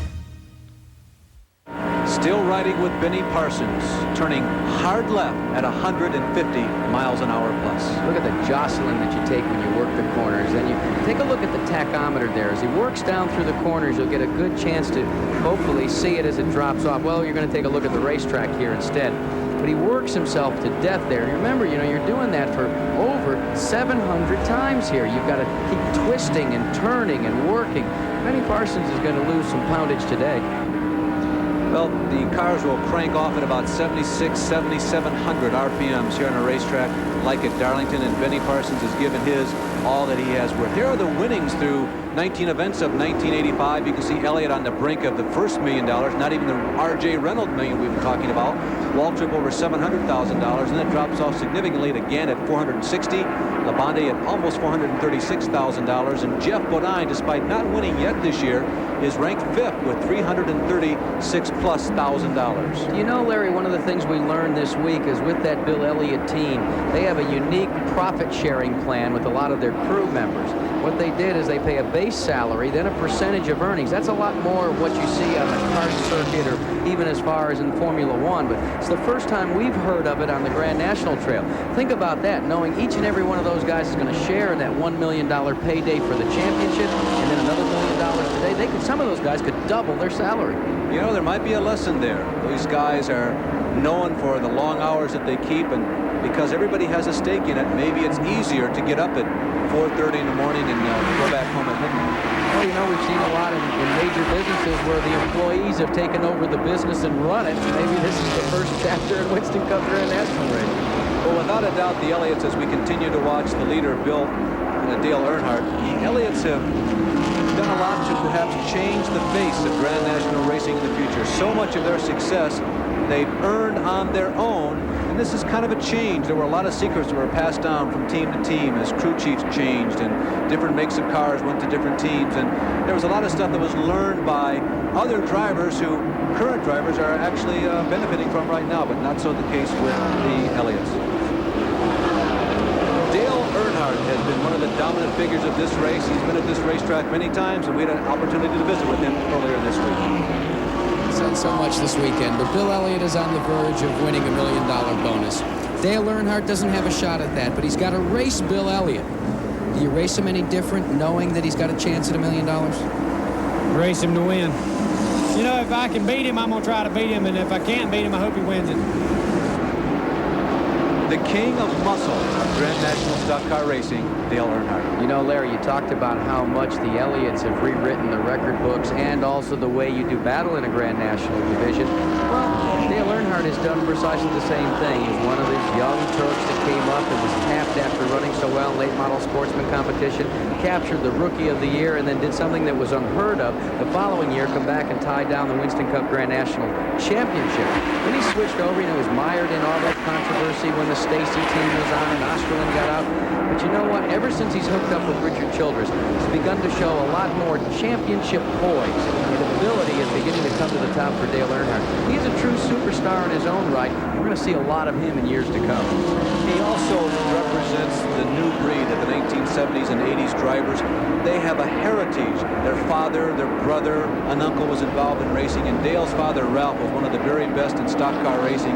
He made his name on the dirt tracks, but had there been paved tracks and super speedways around in the variety and the plentiness that we have them now, Ralph Earnhardt may have been one of the great Grand National drivers in the 50s and 60s. Although I didn't have the opportunity ever to watch the late Ralph Earnhardt race, people that have say that when you look at Dale Earnhardt run on a super speedway or a short track like Bristol, Tennessee, there's so much that reminds them of his father. The dirt tracking ability, the being able to handle a car in what looks like a controlled slide, even though you're on pavement. It seems to be the Earnhardt signature, whether your name is Ralph or your name is Dale. Well, Earnhardt, just to update you, is really moving away from Elliott. He's 4 seconds ahead of Elliott, although Elliott is not in second position, but just to kind of keep tabs on that situation as this race is moving further and further into the halfway point, past the halfway point. Earnhardt leads Gant by about 10 laps. But we have had a terrific battle for second position between Elliott and Cale Yarborough. Yarborough has tried, lost a little bit of ground working some race traffic, and Gant, that's actually the battle for third position because Harry Gant is running in second, and he's really not having any problems right now, but Yarborough is just climbing all over Bill Elliott, and that's the main race right now on the racetrack, the battle for third spot. Darrell Waltrip is also in the picture there. Remember, Darrell had to make an on-scheduled stop, and he, like his teammate Neil Bonnet, lost a lap in the middle of this contest, which might come back to haunt him later in the event. There is Cale Yarborough, the man who has won more Southern 500s than any other driver. He used to sneak into this racetrack, crawl underneath the fence as an adolescent, and watch his heroes run in the very early days of the Darlington racetrack. Looks like Yarborough may be measuring up Bill Elliott, trying to figure out where he can take a run on him. He's showing a little bit of white smoke, Yarborough that is, so that car isn't handling exactly as he'd like. They're smiling Bill Elliott. You know, a guy that's just so unpretentious. Do you realize that with all the money that he's earned, he still lives in the basement of his grandmother's home? And no plans to move out no matter what happens at the end of this year. And speaking about the end of this year has been remarkable. If Bill Elliott and Ernie and Dan parked it right now, they've had just a tremendous season, and they are on the brink of not only $1 million, but maybe $2 million total dollars for 1985. Let's take a look at the interval between the leader, Earnhardt. They're second. Gant goes by. Third is third is Elliott, but Waltrip went by. There is third position, and right behind him is fourth position, Cale Yarborough. There you see Earnhardt again, coming out of turn number 4, seemingly with ease this time. No traffic to muddle the affair or to steer around. Earnhardt out front. Again continues to lay chase down as they move into turn number 1 of this historic old race plan. You know, Larry, it looks to me like Gant is beginning to close on Earnhardt, and both of them collectively are pulling away from third, fourth, and fifth positions. Dale Earnhardt, one tough customer, a winner a week ago at Bristol when he muscled to the inside of Tim Richmond and was able to get the lead at the very final stages of the race on that very exciting half-mile racetrack in Bristol.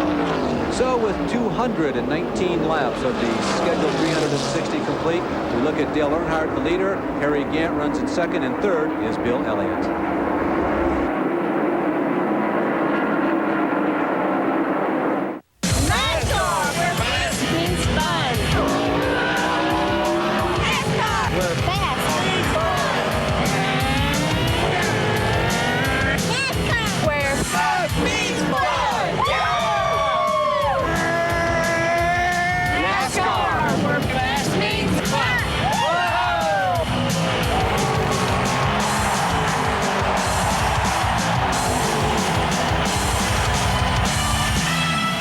if you do this, you need this. Spiraflex abrasion, skin saver, and blister dressings get you back in the action fast because Spiraflex helps you heal faster, reduces pain and scarring, and protects up to 7 days. Summer's history, so what's on your mind? Football. That dream where I show up for school naked. My jersey number. Her phone number. Hoops. Her sister's phone number. So what's on your body? Hot stuff, cool stuff, Adidas stuff, like the Adidas Lightspeed shoe, tees, jackets, and shorts in special colors. Plus, catch the new Feet You Wear shoe. The top 10 2000 at Champ Sports. Champ Sports, your mind, your body, your call. 1-800-2BE-FIRST. Adidas at Champ Sports. Get the real stuff first. They are America's dreamers, builders, leaders. They are the future of America's companies and communities. They are students, teachers, machinists, programmers. But we're more. We're more. 1 weekend a month, 2 weeks a year. We're the men and women of the U.S. Army Reserve. We're proud of what we do. And who we are. You can join us in the Army Reserve. As a full-time citizen serving part-time, you can train in one of almost 200 career fields, learn high-tech skills, and earn up to $25,100 toward a college degree while you're still in college. Serve part-time. Feel a pride that's full-time. Can you see yourself? This could be you. Call this number for more information. You'll receive a free brochure in the mail. There's no obligation. No matter where you are in your life, The Reserve can help you do better in life. Call now. Be all that you can be in the Army Reserve. How about it? When Dale Earnhardt took the green flag in today's race, it propelled him over $3 million in career winnings on the NASCAR Grand National Trail. 207 times he has taken the green flag. He has won 14 times. By the way, that's about 7% of the races that he has entered. And he is ranked 7th in monies won in 1985, over $330,000, plus whatever he does today. And today, he might really add to that total. Boy, he's going to have to contend with Harry Gant very shortly, though, Larry. We are right. Gant is closing in on Earnhardt, little by little. But we'll take a look at Earnhardt here and just see if we can get... Oh, there he goes by Pancho Carter. You know, got to give some kudos to Pancho. He's doing a terrific job as a rookie as well. He stays out of the way, lets the leader go on by, and then gets back to his own version of racing. Got to be a lot different than going 200 miles an hour in Indianapolis. Much different, I'm sure. A lot more weight involved, over twice the weight involved in a stock car than the Indy car, of course. Pancho was severely injured in an Indy car practice session in Phoenix a number of years ago, but he has really stuck with the career. Against some very tall odds, Pancho Carter has stayed with it. He's learned to drive on road courses. He's learned to shift, actually using his body almost as much as his feet. And just try that on a pleasure car if you think that's not tough. Let me pose a question to you, Larry, and to our viewers as well. As we see a shift in championship auto racing with the advent of road races, which, of course, as you know, they do not allow Pancho to compete on. Do you think maybe we'll see Pancho move over like Tim Richmond did to Winston Cup Grand National competition and maybe give way to the road racers of the world and let them have at it in kart? Pancho has been asked that very question a number of times this week as we see Bill Elliott go around. The answer right now is no. You see, he won the 1985 Indianapolis 500 pole, of course. That right now, Pancho's plan is to continue emphasizing the open wheelers. He loves those Indianapolis cars. But he's always looking toward other types of racing activity, as he has said a number of times this week. And I think we can expect to see him a few more times, particularly in 86 in the Grand National Trail, but also continues to run the Indianapolis cars. Us an opportunity here to watch a guy, Dale Earnhardt, going around the Darlington racetrack. And when you think of tough racetracks, there's probably no better man to watch than this one. He can wrestle a race car, a 3,700-pound race car around a speedway better than anybody. Now, let's check his time on this lap. The pole speed was 31.3, 31.4 seconds, but you figure to run maybe 2 seconds slower than that when you're in competition. Now, yesterday, Benny Parsons called one, Jack, right on the spot. He said, they're probably going about 33 seconds a lap right now. And guess what? The time was 33.0. You're not expecting me to do that, are you? Dale Earnhardt tearing down the backstretch, looking toward number 3. No traffic in front of him, so this will be a clean lap. This is the kind that the road racers like to have when they're out in the time practice sessions, the morning, the day before the race. You're out there qualifying. You like to have a clean racetrack so you can see how good you can do. I think he'll do about a 32.2. That's pretty good, yes. 32.2. Earnhardt actually going 152.7 miles an hour. That's a little quicker, to tell you the truth, than I expected him to be going at this juncture of the race. Well, he's still working the car very well. And, you know, one thing about Dale Earnhardt, he's very reminiscent of Cale Yarborough and some of the old school drivers. He will give you about 0.2 of a second by himself just by working within the race car. And speaking of Cale Yarborough, we've got his chief mechanic on the back pits. And let's go to the pits for that report. Waddell, your car is running very strong. How do you stack up against the other front runners? Well, you know, the 3 car looks like he has everyone pretty much covered. But, you know, it's going to depend on the tires, I guess, who ends up with the good tires through the rest of the race. And if the rest, you know, we done it without caution. But Cale's not complaining about the car. But I wish I could figure out some way getting him just a little bit more than what he has. Have you got your good set of tires, the last set of tires set aside yet, or you're still looking?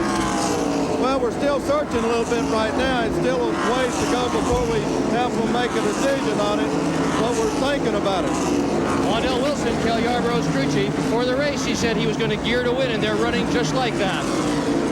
Larry, when you talk about a good set of tires, each and every crew chief is concerned, and in some cases they employ a full-time team member just to look for them. What they're looking for is the proper tire stagger, the outside dimension of those tires, the circumference, to make sure that it complements the chassis setup that they've got. You deal with stagger, maybe the difference between the inside and the outside tire, by as much as maybe an inch, but by as little as maybe 1/8 of an inch. And you have to make that compatible with the spring setup that you've got on the race car. So when you hear them saying we're looking for the right set, they're looking for the best set that'll be compatible with the handling setup they've gone into the race with. And of course, track conditions can certainly determine a part of that, and every crew starts out with what they think might be the best setup, but track conditions and atmospheric conditions can change during the running of the race, and it might change your mind as to what is my best setup. Jerry Punch is still standing by in the pit area. He's got some more thoughts on tires. We talked about stagger early in the race. Dale Earnhardt's crew down here said that the track has changed so much since the beginning of the race. It's gotten so slick, they're looking for tires. You heard Dick Bergen say earlier they were searching everywhere for tires. They need to close the stagger up on the car. That means the left and right rear tires have to be almost the same size, so the car will be able to take a good hold onto the racetrack. They're searching for tires. Stagger is so important here at Darlington. And when it gets slick, that's what you're looking for, a perfect balance in the car, so no matter where you put it on the racetrack. Of course, you only have 2 lanes to choose from here. The car fits well. Dale Earnhardt, the man who has not done well here the last 2 times that they have raced at Darlington, would like to recoup for some of those losses recently. Now on the screen, Buddy Arrington, a man who last week at Bristol started career race number 500. And Buddy Arrington has done yeoman duty in Winston Cup Grand National racing, and you know, he's kind of one of the unheralded independents, but we think we have a better word for them. They should be called privateers, the guys that don't have the financing of sponsors, but they go in and week out, and he makes a living out of it, driving a race car 30 times a year. His son Joey is listed as the crew chief. He started the race today in 33rd position. He's shown some flashes of speed this year, qualified well up to the top 10 on the super fast Talladega racetrack, and he told me earlier this year he's got a lot of confidence for 1986. He thinks he's learning some things with the Ford, and he's actually looking forward already to next season.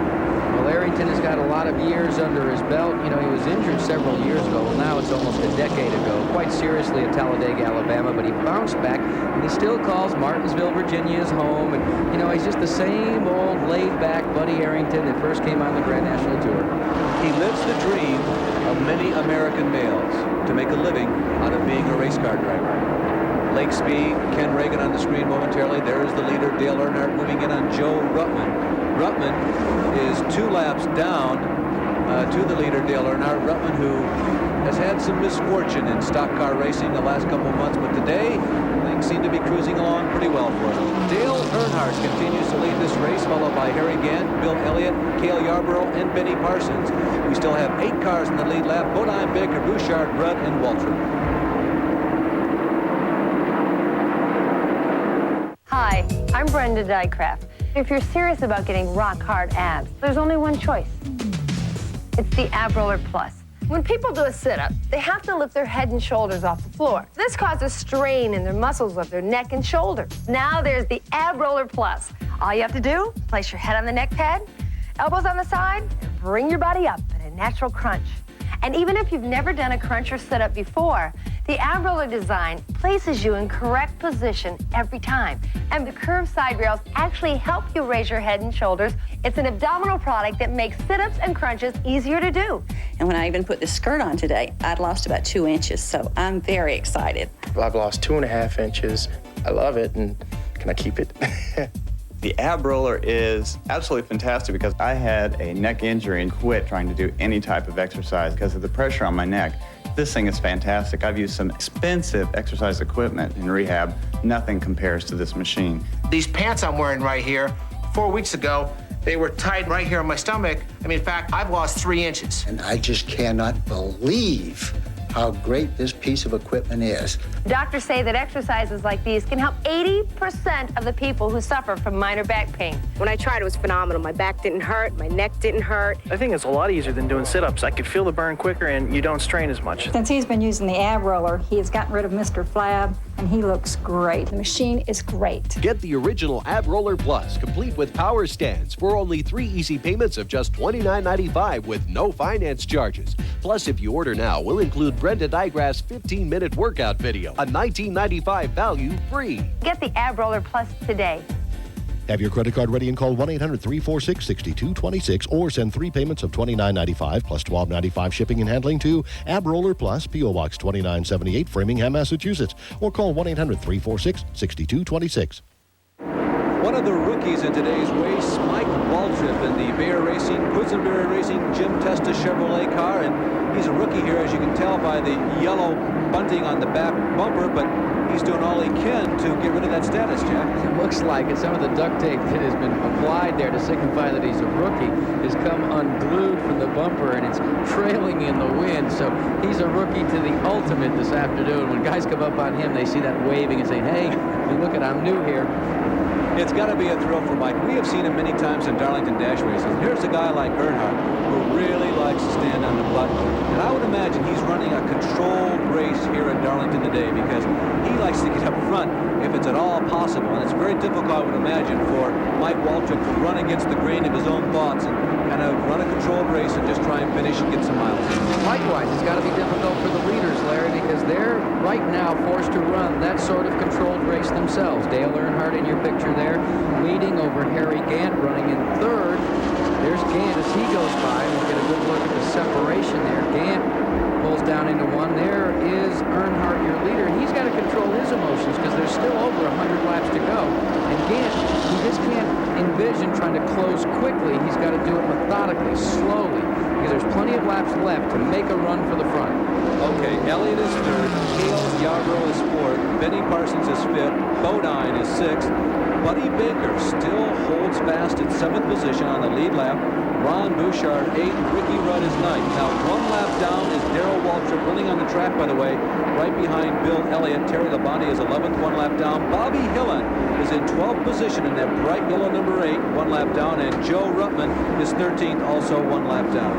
Well, Darrell Waltrip tried to get himself a couple of spots back, not necessarily in the running order, but chronologically as he went around Bill Elliott there. You know, Waltrip is still in the chase here. He's still in the hunt. If he can work his way back up and take advantage of some good caution driving, you know, maneuvering during the caution periods, he can maybe still gain that lap back. We saw it with David Pearson one year when he went a lap down early in this race and came back and almost won it. Of course, they crashed over there in turns 1 and 2, and Terry Labonte went home the victor. But it was some great racing at the end here at Darlington.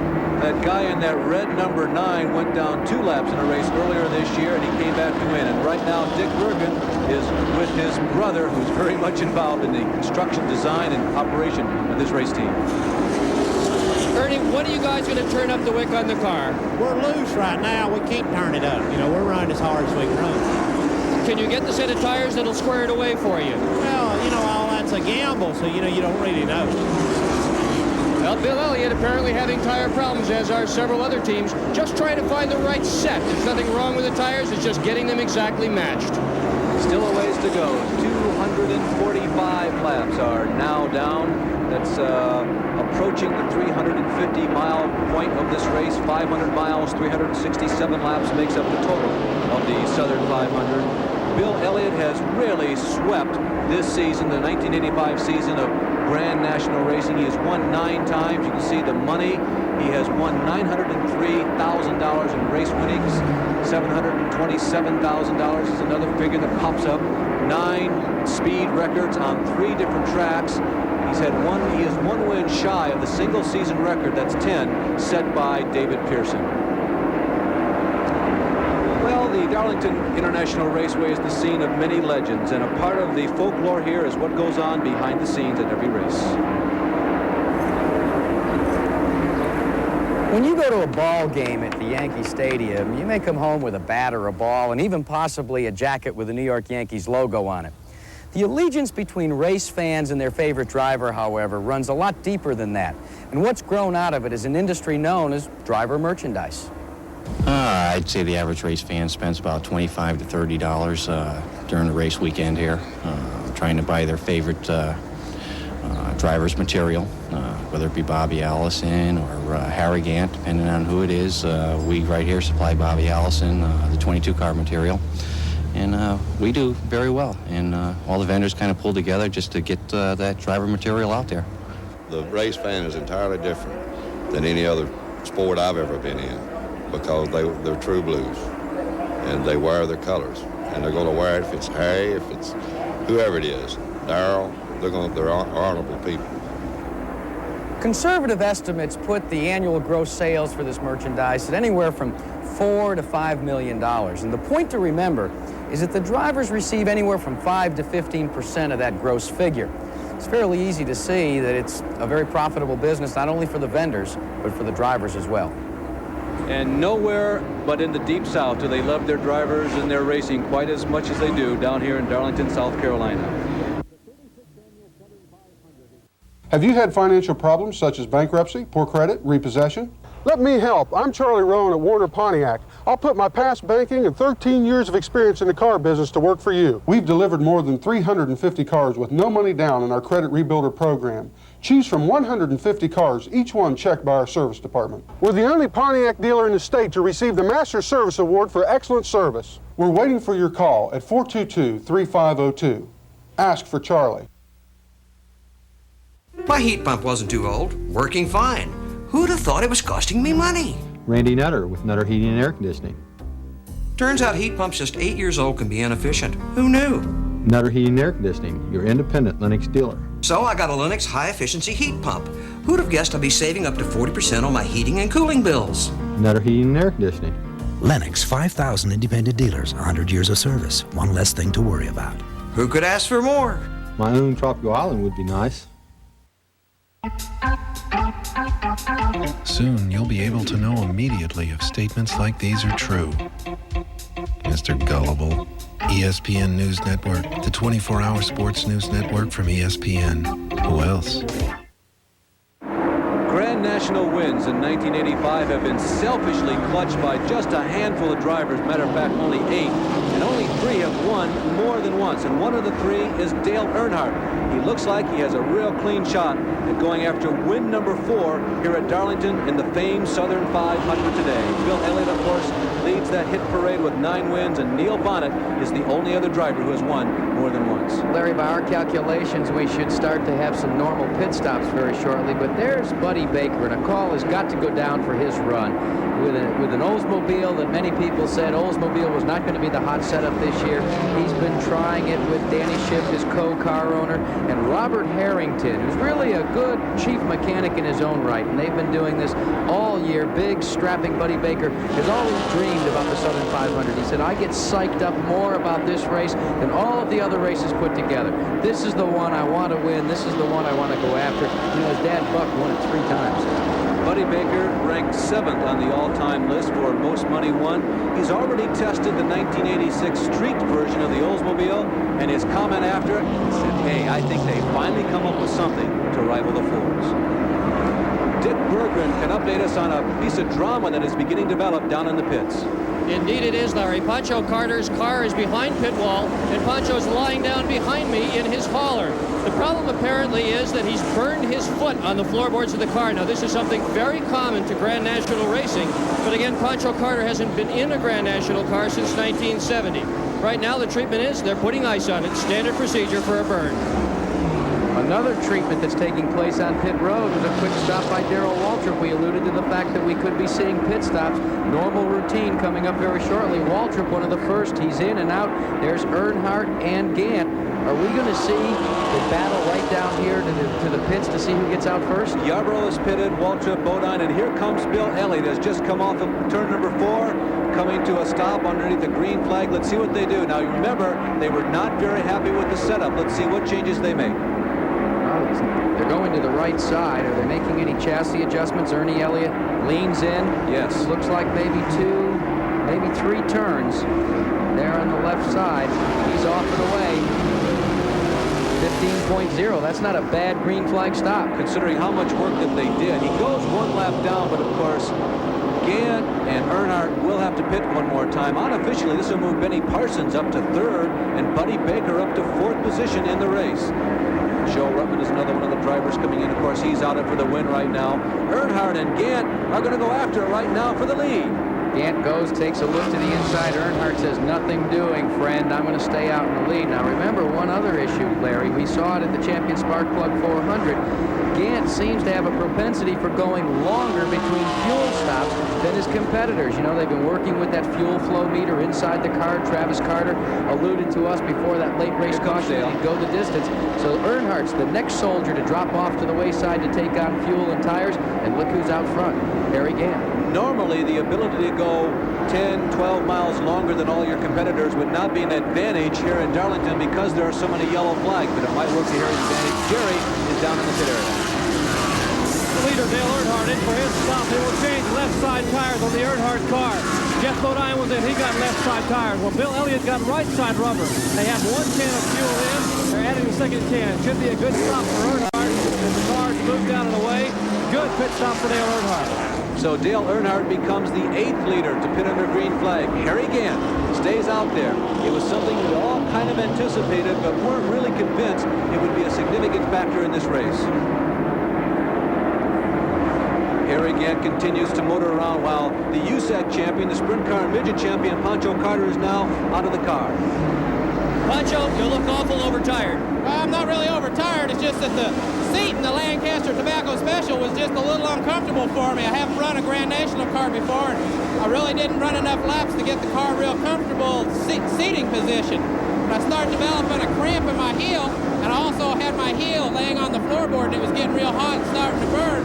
And I finally ended up getting a cramp in my knee and couldn't work the brake pedal anymore. So I knew I was being a menace to everybody else, and I knew it was a smart thing to do was to come in and get somebody that could at least work the brake.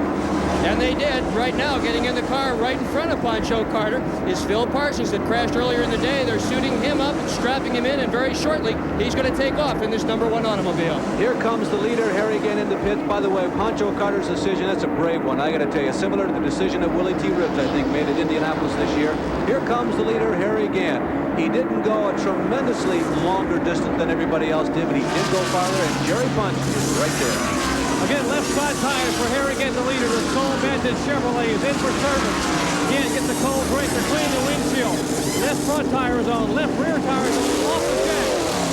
A little over 12 seconds. Good pit stop for Harry Gant. Should give him an advantage on the racetrack. Jack, the fastest pit stop of all the leaders, 11 seconds. That's almost 4 seconds faster than Elliott's. Boy, and that really can gobble up some real estate when you equate it back out on the racetrack. Remember, you're touring this place in about 31 to 33 seconds. So lopping off 4 seconds on a pit stop will really work to your advantage. Well, visually, there is Earnhardt in the middle of the backstretch. Gant is entering turn number 3 as the leader. Bill Elliott right now is just coming out of turn number 2, so that gives you an idea of how much difference there is between those 3 cars. Cale Yarborough is sandwiched in the middle there. Yarborough is about equal distance in front of Elliott as he is behind the number 33 car, the number 3 car of Dale Earnhardt. Dick Berggren is working his tail off down in the pit area, and he has another update for us. And another fellow that worked awful hard this week was A.J. Foyt, and right now he's behind the wall. What's happened, A.J.? Well, actually, I was having brake problems all day, and I couldn't get in the corners. And we got down, we kept trying to work, and finally we lost all the brakes, and I was just a hazard. The reason I was having to shut off and let them go on by when traffic come up there, because with no brakes, if somebody would chop down them, I'd had to hit them. Did you enjoy Darlington while the car was working? I really do. I'm looking forward to coming back because it's a racer's racetrack. You got to want to race here. And if it's a racer's racetrack, you can bet A.J. Foyt will return to this place. I think that's a measure of the respect that everybody has for this racetrack. And we've got trouble. Clark Dwyer spinning coming off of turn number 4. This will really help everybody who has lost ground to Harry Gant during this green flag pit stop. Dwyer getting in trouble near where he did yesterday afternoon in practice, Jack. You know, you've got to question if maybe it's just a mental miscue that makes that happen to a youngster like Clark Dwyer. You know, you're wrestling inside these 3,700-pound race cars, and, you know, it's real tough to keep it all together. Let's take a look. See, well, he's already well into it. He's got the brakes locked up pretty close to where H.B. Bailey crashed but a year ago, but he keeps it up against that retaining barrier on the inside, dents and dings the sheet metal, and that's a tough break for that kid from Colorado Springs, Colorado. You can graphically also see how tall the new wall is protecting the pits from the front stretch here at Darlington. It's as tall as race cars. Back inside of Benny Parsons' machine, the Coke car heading for pit road, as most of the front runners probably will. Benny has been able to keep pace with the leaders. He may be one lap down. It's You know, this is going to be a big break for all the leaders. Remember, they came in under green and they took on right side or left side tires. Now they're going to be able to come back in, and they all should come back in to take on the opposite side tires. That means within the last 5, 6, 7 laps or so, they've been able to get 4 brand new Goodyears all the way around. That's a luxury they normally don't get with the new NASCAR rulings under caution periods. 100 laps to go. Bill Elliott, Darrell Waltrip among those cars in the pit area. Gant and Benny Parsons, 2 of the other front runners, have already pitted, are back out on the racetrack. You can see that Elliott has had to squeeze into his pit road. Very congested times down there, particularly during caution flags. So Bill Elliott returns to the fray. He continues to chase Dale Earnhardt and Harry Gant, who have set the pace for the last 150 green flag laps here at the Southern 500. The worm is beginning to turn. We're getting down to the final laps of this year's race.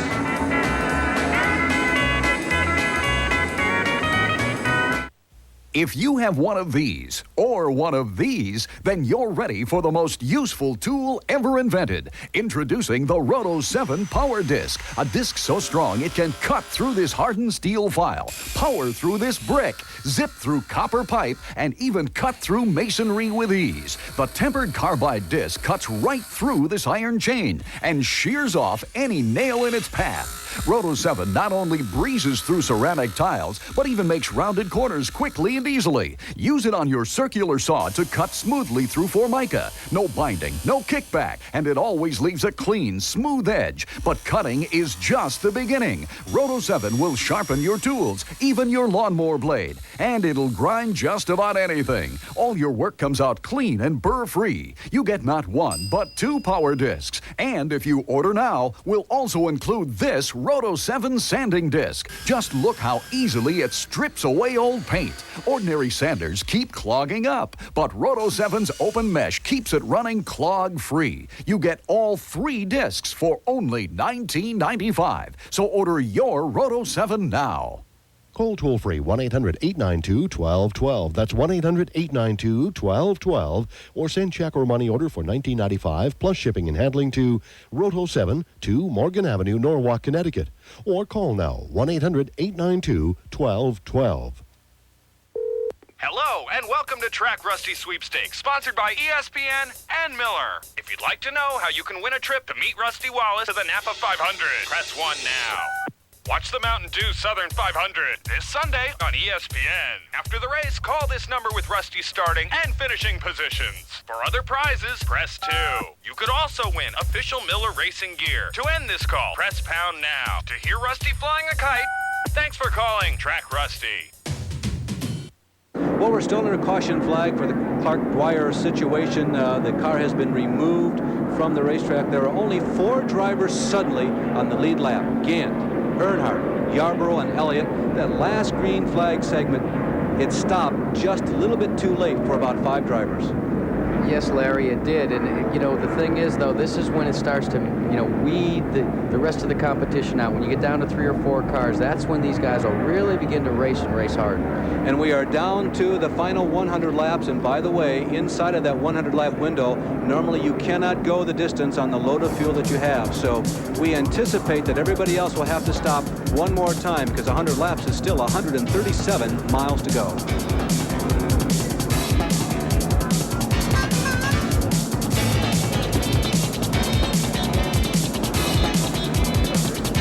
Is Kitty Cat's fur sticking everywhere? Is your carpet covered with lint and hair? Don't get stuck. Stick It. Introducing Stick It, the incredible new rolling cleaner that attracts dirt like a super magnet. Don't lug out that heavy vacuum. Watch. Just roll Stick It over this filthy carpet. It cleans up lint, fur, dust, and hair. Run it under the faucet and look, it rinses away in seconds like it was never ever there. Made of space-age adhesive, it's sticky to the touch when dry, super slick when wet. Use it over and over again, up to 1,000 times. Amazing!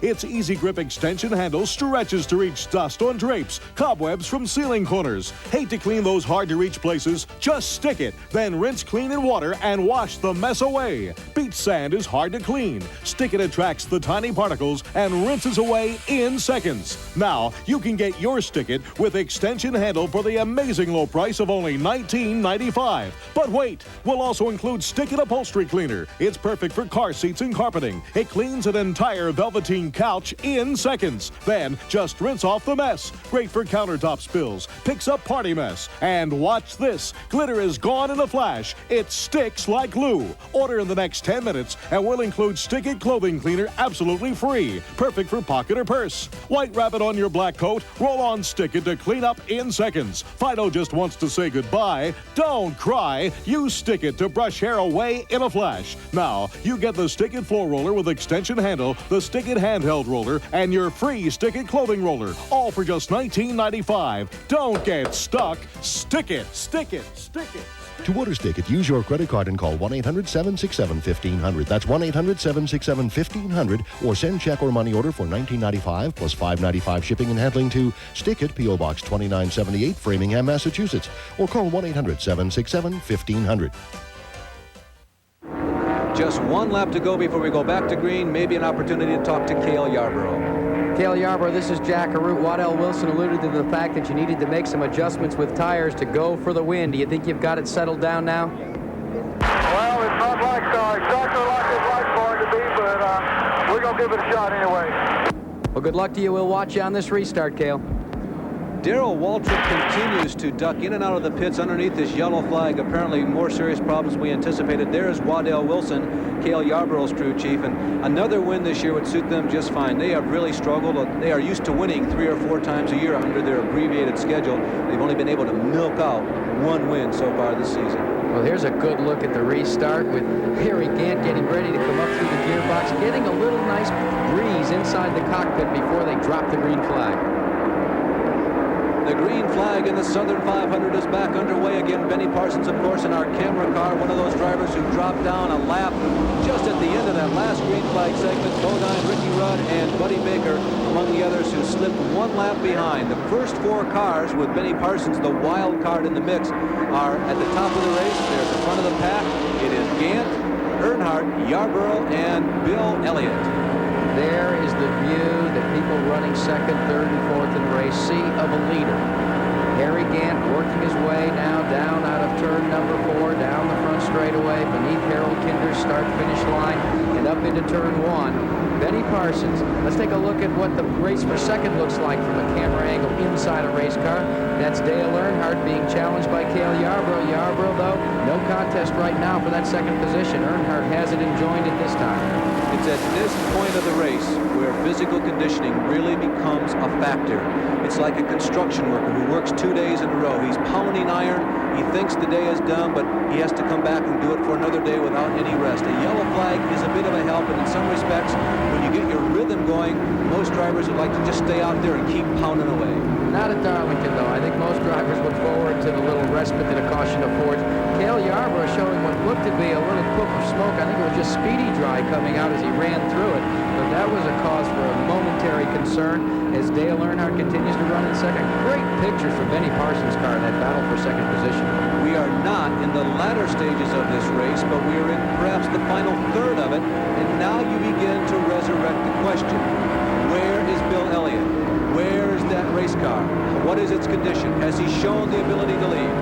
There you can see him. He's the third car on our screen as we continue to look out the back window of Benny Parsons. He's right there, Larry, and he's really in a pretty darn good position to still go for that $1 million. You wonder, has he shown us everything that he has? We have become so accustomed to seeing him dominate a race from the beginning to the middle stages and to the end.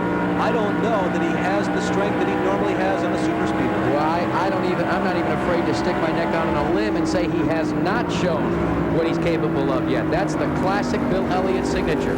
Only race near the end when it's important. Only do it when you have to. I'm not exactly certain, but I think I am seeing smoke wisping, trailing behind Dale Earnhardt. It looked like more than tires. There goes Dale. Let's watch him as he goes into turn 3 and 4. What do you think, Jack? We'll have to watch him as he comes out of the corner. We are seeing some wisps there, and it's hard to tell from that angle whether it is indeed tire smoke or maybe something coming unglued on Dale Earnhardt's car. But look at Bill Elliott. He's going to go around Benny Parsons now. Elliott continues to run in fourth behind Yarborough, Earnhardt. Harry Gant once again is just reeling away. It's like he's just done a big casting move out onto the pond, going fishing. Harry Gant continues to just ooze away from the rest of the field. He has about a 2.5 lap lead over second place. Boy, you hate to see this. You always want to see the Grand National Championship go down to the wire. And Darrell Waltrip and Junior Johnson, they're having their problems today after what looked to be a fine run. Another unscheduled pit stop. He's coming in awfully slowly into the pits, and it looks like he may be out of brakes. Is that the possibility? Maybe they were trying to slow him down? Well, brakes are such a critical item here at this racetrack. You've heard Foyt and Carter both allude to that, and Darrell was really struggling to bring that car to a halt that time when he came into the pits. Well, you could see Doug Reichert, the crew chief, actually on his teammate's car, Neil Bonnet, go up to the door window and try and hold him and slow him down. But there's a lot of white smoke coming out from the left side. Could be that they burned the brakes on the front. There's something terminally wrong with that car up underneath the suspension. So Darrell Waltrip's drought almost on the super speedways, although he won at Charlotte earlier this year, continues. He has won something like only 3 super speedway races in the last 3 seasons. Darrell Waltrip racking up most of his wins on the short tracks, and the super speedways continue to be unkind to him. Looking at Tim Richmond doing battle with Buddy Baker. Now, Baker is being posted in the 6th position. Richmond, as we said, with all those problems with NASCAR, has literally dropped off the board. But it looks like he's gathered up his poise and is back to being Tim Richmond, ace race driver. You know, last week at Bristol, when Darrell Waltrip spun out and Bill Elliott continued to run strongly in the top 5, we commented that that might have been, it's still too early to call it, of course, a season, but that might have been the death blow to his hopes for the Winston Cup Championship in 1985. If that one hurt, this one is a serious injury, and Jerry Punch is down there in the Darrell Waltrip pit. They're working on the Darrell Waltrip car. Evidently, the left front brake on the car had locked up. It totally almost set the brakes on fire. They came in. There is a fire now in the left front of the car. They let it off the jack. They're trying to get a fireman over here to put the fire out. The Budweiser crew scrambling, screaming, the fire and blaze beneath the left front of the car. They have a hose here, and here is Mike Hill at the left front of the car trying to squirt on that caliper and get the fire out. Waltrip still sits inside the car. Tough break for the Budweiser team as the left front caliper literally is scalded, and now again is ablaze under the car. Junior Johnson and the crew standing here. Waltrip sitting disgustedly on pit road. Looks to be a long afternoon for the number 11. Well, Darrell Waltrip, who won the World 600 in 1985, the Winston 500 in 1982. Looks like his chances are gone. And here's Benny once again coming to a stop. On-schedule pit stop for this former champion, Jack. One of the things you always have to be concerned about during restarts is if a tire might equalize or something go out of balance on the tires. And oftentimes you have to come back in even though you've taken on new wheels and tires. That might be the case for Benny Parsons. He goes around the ailing Darrell Waltrip. He's back on the racetrack. Now watch how quick, or how long he stays down on the infield apron. He doesn't get back up in the groove until he's about midway way through the corner. That's a real smart driving move by Benny. He doesn't want to get in front of lap traffic. Shifting through the gears and moving back up to speed, he falls in line behind Jerry Labonte, who also lost laps with an unscheduled pit stop earlier in this race. Again, another day that is not to be for the defending Winston Cup national champion. But it's beginning to look more and more like the day of this guy. Harry Gant took over the lead about lap number 70 or 80 and has run up near the front ever since. Gant has shown a great deal of strength before caution flags, during pit stops, and after the caution flags. Harry Gant racing toward perhaps his second win in a row in the Southern 500.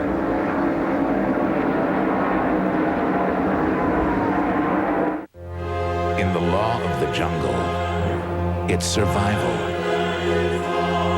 of the deadliest. These are the weapons that changed history, and this is their story, the story of brute force. War, in a collection only from Time Life Video. Join host George C. Scott and watch man's never-ending search for the ultimate weapon. As the machine gun leads to the tank leads to the airplane leads to radar, and radar leads to stealth. See the latest smart weapons tested on the battlefield and look back at the breakthroughs and disasters along the way. Call this toll-free number and go airborne with Fighters, now on sale for the exclusive discount price of just $9.99. You'll see the complete history of airplanes at war, from early dogfights in the Fokker triplane to the breakthrough performance of the P-51 Mustang and computer-guided accuracy of the F-15 Eagle.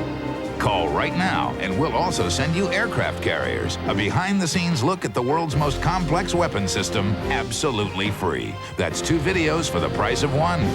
Each future video in the series traces the complete evolution of a single weapon system. Tanks, submarines, helicopters. So call now to get your hands on fighters and aircraft carriers for the one-time only price. You've never seen footage like this, and you won't find this collection anywhere but from Time Life Video.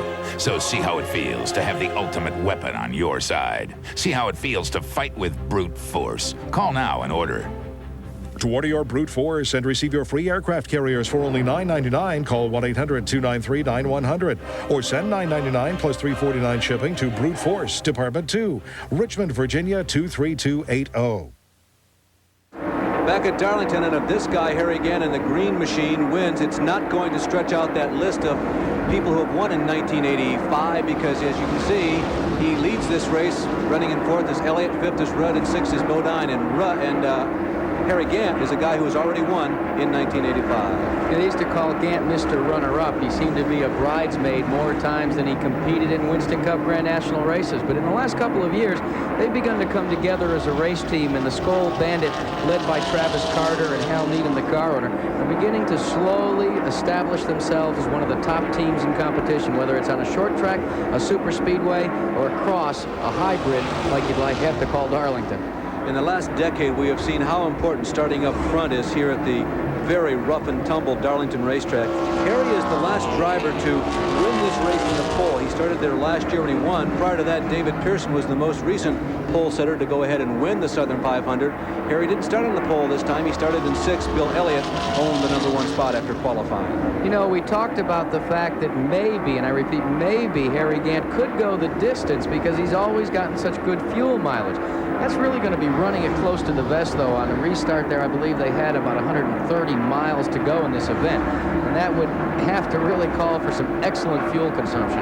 That would be a Doug Henning miracle, no question about it, if he could wave the magic wand and go 130 miles, even if they were 20 or 30 miles under the yellow flag. Well, Dick Bergman is down in the pit area, and something has begun to develop in the Joe Ruttman Folgers Coffee Pit. Dick? Thanks, Larry. I really wish we had Jack Arute here because this is a jack problem. What apparently happened is Joe ran over his good jack when he made his last pit stop. And what he bet it so badly that they're going to do something, and they're cannibalizing a couple of jacks, trying to get one good one that's going to work for him. Meanwhile, there's other things going on in the pit. Jerry Punch has those stories.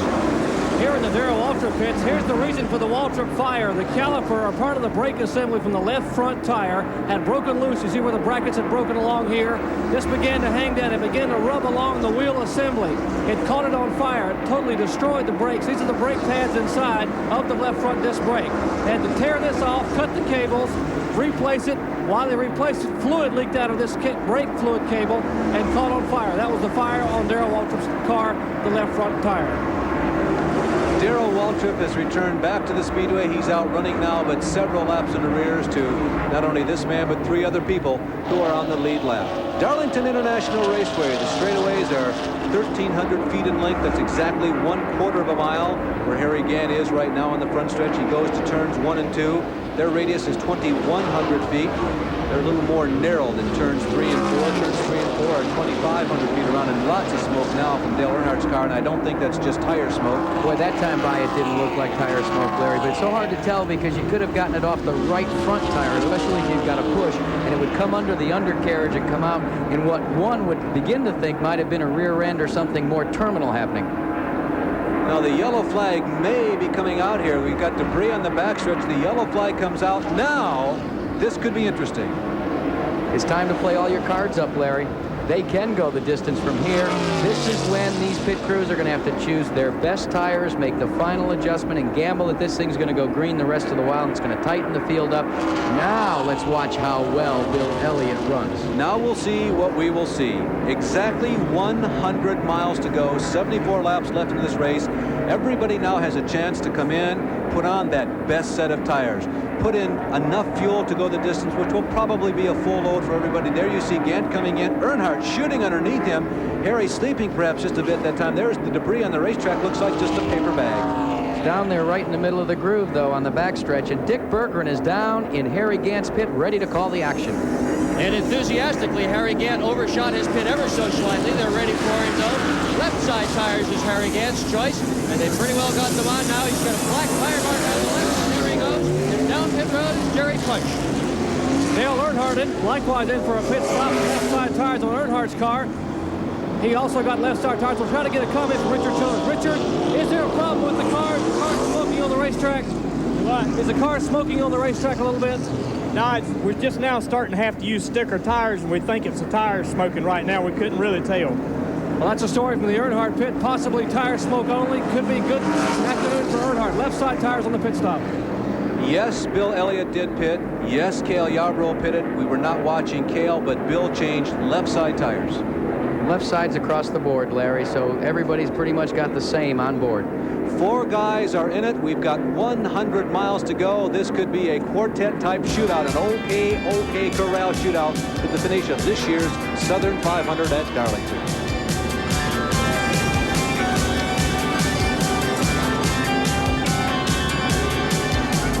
TCI Media Services and Classic Rock Z106 present high school football on TCI Cable Marketplace. Enjoy all the action as area schools compete in head-to-head competition.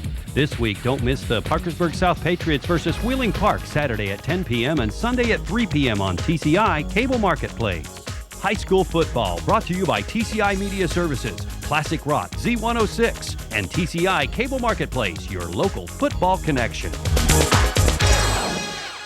Enjoy warmth and wood fire realism with efficient gas Peterson Real Fire Logs from Fireplace and Patio in Marietta. Peterson gas logs give twice the heating efficiency of wood fire with no sparks and no mess by using West Virginia's cleanest burning fuel, naturally, natural gas.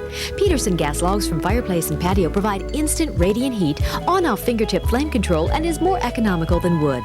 Receive all the pleasures of a wood fire with the benefit of efficient gas logs from Fireplace and Patio, Newport Pike, Marietta.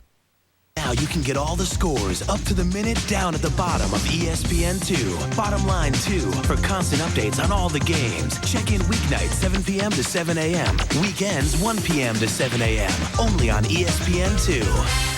Body of a pickup, soul of a race car, horsepower by the truckload. The NASCAR Craftsman Truck Series presents the Fast Smart Truck Shootout 200 from Richmond, Virginia, Thursday at 8 on ESPN2. Larry Newber, Jack Aruden down in the pits, Dick Berggren, and Dr. Jerry Punch down in the pit area at this year's running of the Southern 500. What you're looking at right now is Cale Yarborough in the Hardee's orange on the inside and the Wrangler blue and yellow of Dale Earnhardt on the outside, and they both think they are the lead car in this race, and negotiations are going on right now, even as we speak. Larry, here's how that unfolded. Cale Yarborough is the only one of the lead cars that pits on the backstretch. So when that caution came out, there's Waddell Wilson checking out with NASCAR officials about it. There's the backstretch pits. He ducked in, took advantage of that, and was out back before the rest of the competitors could hit their pits on the front stretch, and he inherited the lead. Another thing to remember is no time ever in Cale Yarborough's career has he ever had to pit on the backstretch. And he said to me before the start of the race, if I should win this one from the back pits, I'll guarantee I'll be back there every race. There from now on. And another thing we were talking about last night, Jack, in one of the meetings that we had, when Cale Yarborough is near the front or on the lead lap with maybe 50, 75 miles to go, he's really tough to bet against, and he's close to that right now. He is the toughest gentleman in motorsports racing. There's no question about that, whether it's Indy cars or stock cars, and he's driven both. When you put it down time for the money, Cale Yarborough just goes for it, and that Rainier Lundy racing team desperately wants to win this Southern 500. I can guarantee you that. You saw the Rebel flag go by appropriately enough here at the Southern 500, inside the 100-mile mark to go. Yarborough leads. Remember, they have struggled with engines all of 1985. Dale Earnhardt runs in second. He's feeling very racy, red hot right now. Harry Gant is there, and Bill Elliott, who has not dropped out of a race because of an engine problem since 1983, is right there at the door. And lest we forget, let's look at the fact that Cale Yarborough started his Hardee's Ford back in 22nd position. They had a problem in qualifying, and they had a coil go bad, so they had to qualify on the second day. There's Joe Ruttman getting some service, and we're getting down, almost ready to restart this thing. Looks like Lake Speed is out of his race car for the second week in a row, Larry. As we watch Lake Speed apparently getting ready for a driver change, Jack, you were mentioning about Cale's starting position. Nobody has won this race since 1954, who started this race 20th position on back. Back in 1954, Buck Baker started 23rd and won the race. But since that time, the worst starting position of any winner was Neil Bonnet a couple years ago when he started 14th. Another thing that Waddell Wilson will have to contend with very quickly is Cale is not getting the best fuel mileage of everybody. He only went 57 laps between pit stops the last time. Everybody else went 70 or so. 57 laps, 60 laps would not be enough. Anticipating green flag this time around, Terry Labonte brings the inside row around. He is laps down. Cale Yarborough, Dale Earnhardt, Harry Gant, and Bill Elliott, the man who still has a shot to pass go and earn $1 million bonus dollars, comprise the first four. The Southern 500 is back under green flag.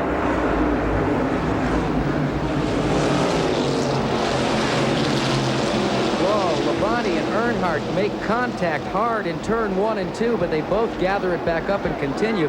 But that drops Earnhardt off the blistering pace set by your leader on the restart, Cale Yarborough. That was costly. It hurts Earnhardt, it hurts Gant, and also hurts Bill Elliott, as Cale Yarborough suddenly has about a football field or two between himself and the entire rest of the field. They got a good break on the traffic, Larry. As you watch that restart, some of the other front runners were trying to weave their way through the traffic. Jack, let me interrupt you. Harry Gant has dropped off the pace significantly. Harry Gant is almost at the tail of the line. He stays in fourth position, and heavy smoke definitely coming out from underneath Harry Gant's car. Yeah, it was coming out of the headers, especially in the corners when the oil gets up there on the side of the pan, so it looks like there is a problem on that car. We were just complimenting Harry Gant and the engine department that they have done so well in the last couple of years. We felt that his fuel mileage would be an advantage, but right now they are in deep trouble. So there were 4, and it looks like now we'll be down to 3, Larry, in the shootout for the $1 million in the Southern 500, depending on which side of the fence you're on. Harry Gant, it looks like he's not going to be in the hunt. Cale Yarborough is now tearing into turn number 3. Now Earnhardt enters turn 3. There's Cale about 200 yards ahead of Dale. Smoke continues to come from underneath the number 3 Wrangler machine. Is it tires? Is it engine? It's been now wisping for about 25 laps, so beginning at Bobby Hillen touches the wall coming out of turn number 4. Anxious moments for that young driver. I think he got away with it, but boy did he scoot up there close and probably banged it just a touch. Larry, if it was anything other than tire smoke, by now one of two things would have happened. The engine would have expired, or NASCAR would have called him in for a consultation. So my calculated guess right now is that it's just indeed tire smoke. And Dale Earnhardt with yet another team's tires, at least on the inside. Remember earlier this race they were painted a different color, but now they're black. Yarborough, the Hardee's orange and white, going by. Watch for the Wrangler blue and yellow. There it is at the bottom of your screen. Earnhardt with the smoke continuing to pour from underneath the race car. Earnhardt holds about a football field advantage over the third running Bill Elliott. There's Bill down the backstretch in the Steelers number 9, the upside down number on the roof of that car. Beginning to wonder, can Bill do it? Bill Elliott. It gets closer and closer to his chance for the $1 million, and Jerry punches with Lake Speed. Well, an exhausted Lake Speed has climbed out of his Pontiac and sort of lies here on pit road trying to get cooled off. And Lake, first of all, I know you're totally exhausted to be climbing out of the car. You don't like to do that. It's very disappointing, you know. People at Nationwide have been so good, and the guys work on the cars so hard, it's just hard to be the weak link. I don't know, you're the doctor, and tell me, maybe I got a bug or something for to strike me down like this 2 weekends in a row. First time in 5 years. Well, there's been a lot of fluid going around. Who got in the car? Dave Marcus, I think. Well, we won't make Lake talk too much. He looks totally exhausted. He got out last week at Bristol, wasn't feeling very well. He got sick in this race, had to climb out. They put Dave Marcus, one of the veteran drivers, in his car. Well, the reference there to Jerry Punch, he is an MD. He works in an emergency room down in Daytona Beach, and we believe that for the first time in the history of broadcasting, we have 2 doctors working the pits. Dr. Dick Berggren has a PhD. In psychology of all things, and boy, he needs it down on pit road. Here comes the leaders off of turn number 4. Yarborough goes by. Earnhardt. There goes Elliott. Quite a tussle going on for 4th position on back in the track. That's Jeff Bodine right now that leads that pack. Bodine is in 5th position. Gann has stayed out, runs in 4th position, but way at the tail of the lead pack. Bodine is 5th. Buddy Baker is 6th, 1 lap down. Ron Bouchard is 7th. There's Elliott again. Ricky Rudd still only 1 lap down in 8th. 9th, 2 laps in arrears is Terry Labonte. Benny Parsons is 10th, and 12th is Neil. Make that 11th is car number 12, Neil Bonnet. Has Elliott begun to sense maybe a problem on car number 3, because it looks like he's closing in? But there's the battle for that position between Jeff Bodine and then Terry Labonte, and Neil Bonnet gets around Labonte and gathers up another spot. Now, Tim Richmond is not in the hunt for racing for that position. He's just actually in that cluster of cars right now. But they've really been going at it, I'll tell you. There's Bonnet signaling to Terry Labonte saying, hey, thanks, I think you just got me through that one, as they go down the backstretch. Looking now at Tim Richmond. There's Bonnet, then Labonte. 307 laps complete. Remember, this race will be 367 laps, so it gets closer and closer for Bill Elliott. The tension builds. Can he win it?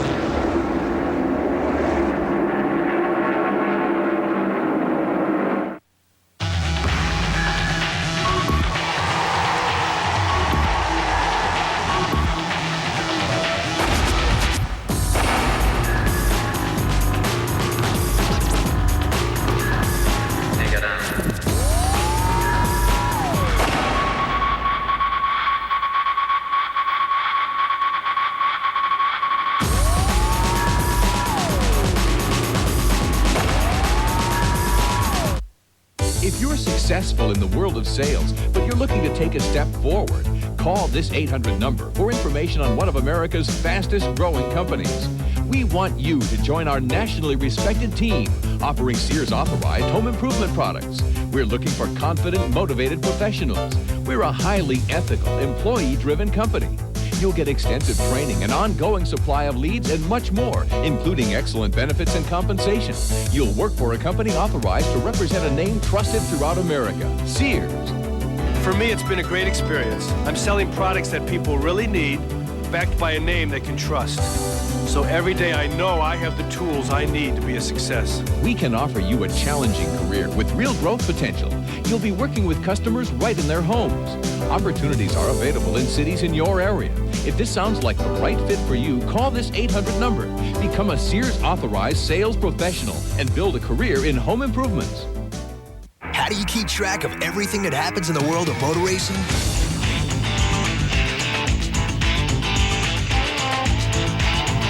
You drive with us.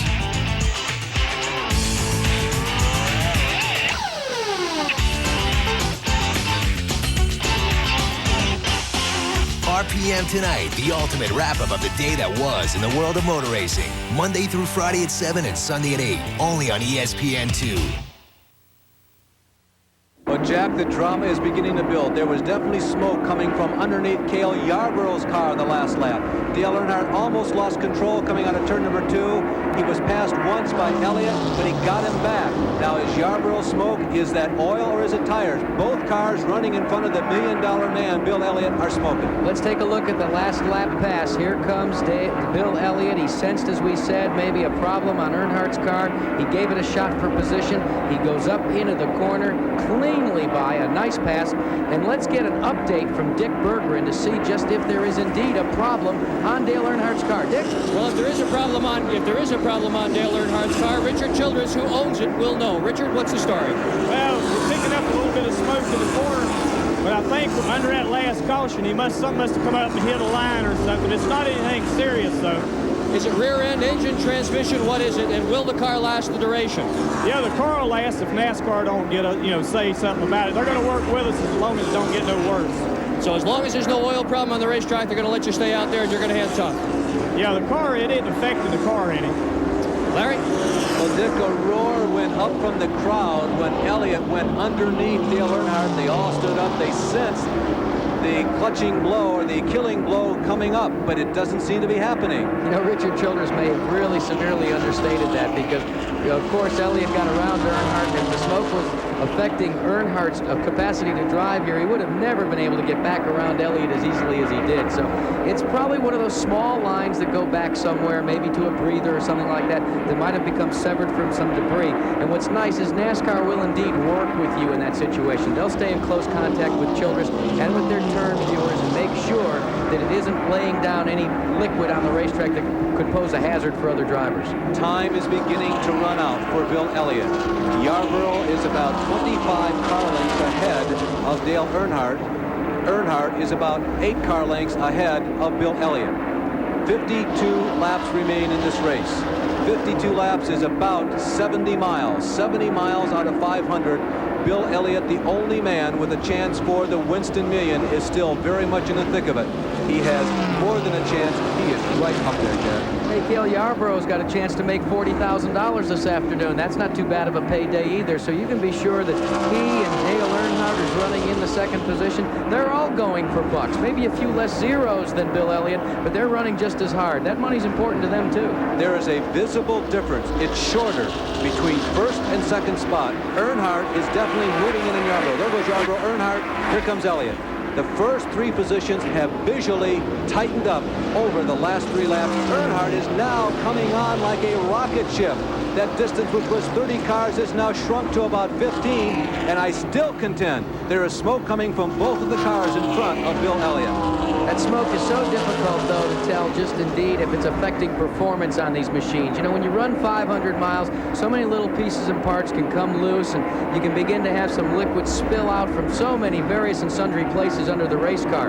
And right now, look at Earnhardt. He is just closing the margin between he and the leader, Cale Yarborough. This battle is going to go right down to the wire. Cale Yarborough, who dropped out of the Michigan race after winning at Talladega. And we've got a spin in turn number 2. It's Earnhardt. And right in front of Elliott, and Elliott misses him. Boy, that was close. Bill Elliott almost saw the $1 million go away on the backstretch. Wow. Whoa. Yellow flag will come out. Earnhardt with damage to the front end. It finally caught up with him, and this will move Bill Elliott right to the back bumper of Cale Yarborough. Is this the chance that he's been waiting for? Let's take a look at this. Dale Earnhardt very loose in the corner. You can see it begin to break traction. It starts to come around on him. He just doesn't have the opportunity to get it straightened back up. He's got full lock on the brakes. Does 1 360. He still hasn't let loose of the brakes. There he does now. He's clipped the wall, however. Locks him back up again. Wow. Boy, Elliott came close. Well, Bill Elliott made the right decision. Normally, Jack, a race driver will point at where a car is because he thinks that's his best shot. That if a car is sliding, I go at him where he is right now. He'll be gone when I get there. But no, Bill Elliott elected to go to the low side. Watch Elliott come into your picture. Down low, sneaks by him, almost gets clipped on the rear bumper, but he doesn't. And he's coming in for a pit stop. So Bill Elliott is making a change. They're going to the right side tires this time. Remember the last time he changed the left side rubber. He and Cale Yarborough, along with Harry Gant, who is limping, will be the only 3 cars on the lead lap. So this will not hurt Bill's position on the racetrack. Let's go down to Dick Bergeron for a report on Dale Earnhardt's pit. Well, they are working absolutely feverishly on the front end, or at least they were. Dale just blew out of here in order to avoid getting lapped, and it's almost certain he's going to have to come back in again. The front end is reasonably bashed, but not in terrible shape, and the front end may not be misaligned. Well, you just had the feeling that Dale Earnhardt had been carrying a limping race car, so to speak, for the last 50, 75 laps, and finally had caught up with him. But now the adversaries become less and less. Bill Elliott has a bigger chance.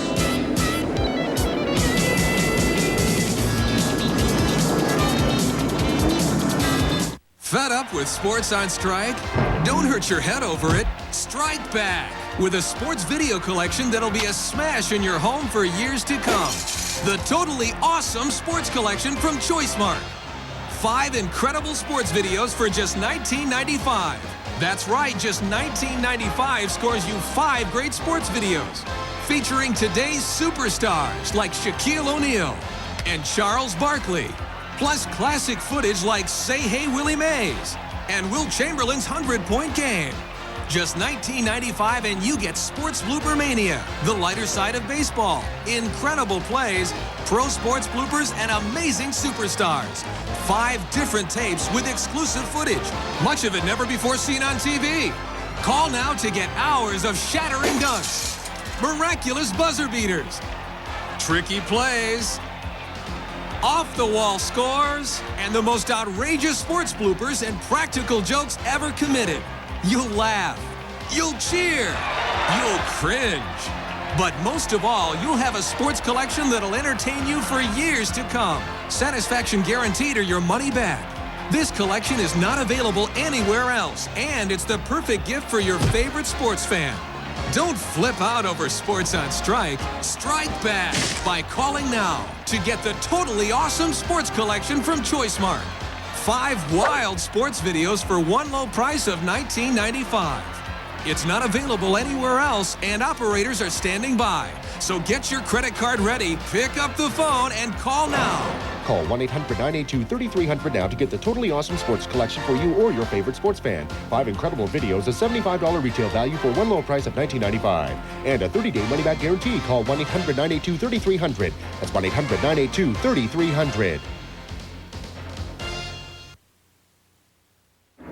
The defending champion of the Southern 500 watches his hopes smoke out the back window. Harry Gant is motoring around on the low side of the Darlington International Raceway. He has lost 1 lap to the leaders, and incidentally, Dale Earnhardt was able to stay on the lead lap with the leaders, so he still is in it. But Harry has dropped 1 lap down, and with only 47 laps to go, we have a brand new leader, and in second place is Cale Yarborough, and we're going to talk to him right now. Cale, what about it? You led there until that caution period, but now you've got Bill Elliott in front of you. You're going to be able to show the same sort of muscle on this restart? Well, I don't know. We're just going to have to wait and see what happens. You know, the car ran pretty good on that last set of good years, but we just have to wait and see what happens. What do you try to do? Intimidate him somewhere, or just follow him for a few laps and look for a miscue? Well, I've got to look for an opening somewhere, and I hope he gives me one. Well, the cars continue under the caution flag here at Darlington. You know, Bill Elliott has never lost, repeat, lost, that's not finished first, in more than 2 races in a row in 1985. He's had that many wins this year. The most recent race on the trail, Bristol last week, he was 5th. He won Michigan just before that. He was 4th at Talladega 3 races ago. Travis Carter is with our Jerry Punch right now. Travis, the engine sounds awfully sour. Yeah, it's very disappointing. I think we had a good chance today. I was a little surprised. I thought Bill could run it better, but as it got closer and closer to the end, he didn't seem to be gaining, and we were pulling away. So, but on the last restart, the motor went sour, so dropped the valve or something. We're going back to green. We'll go back upstairs. Green flag, Southern 500, once again underway at top speed. You know, when you first learn how to drive, your father, whoever your instructor is, tells you to just push on that accelerator like you're standing on an egg. And I would imagine that's exactly what's going on in Bill Elliott's mind. And here comes Gale. Gale goes down to the inside. Does he have enough room? Into 3. Yes, he's clear. Back up into the groove. But look at Elliott. Elliott dips downstairs. He says, nothing doing, Gale. I want the spot back. Not enough. Yarborough sideways off of turn number 4. Elliott is right on his back bumper. There's Jeff Bodine in the white and yellow number 5. Bodine running 4th position in the race. Heavy-duty smoke coming out. Looked like from Bodine that time, but that definitely looked like tires. But boy, here's the contest up front for the front position in the 36th annual Southern 500. Yarborough trying to play the rabbit. Bill Elliott playing the hound. He's got $1 million up for grabs, and one guy from nearby Sardis. And oh no! An engine, it looks like it's gone away on Cale Yarborough. And look at Elliott go down on the apron trying to get around. Bill Elliott with some very anxious moments. Fortunately for him, the entire field behind him senses the situation and let him go. Bill Elliott once again averts disaster by mere inches and just fractions of a second. And some heads-up driving. Listen to the crowd. The crowd is sensing history could be made here this afternoon at the Darlington International Raceway. Has the race just been handed to Bill Elliott?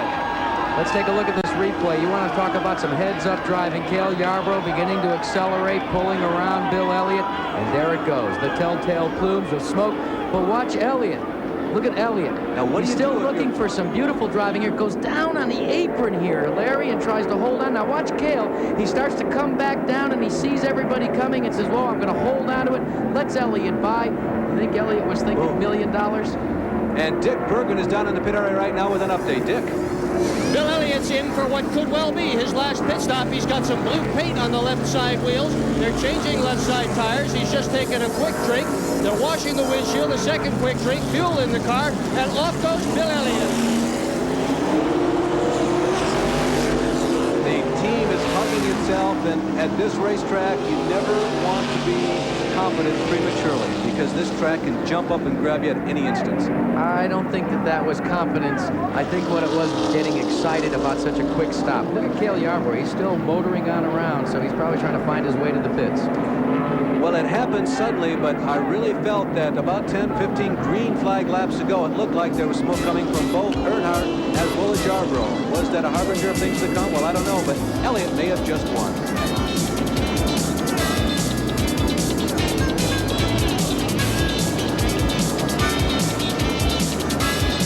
If you have one of these, or one of these, or even one of these, then you own the engine to the most powerful, most useful tool ever invented.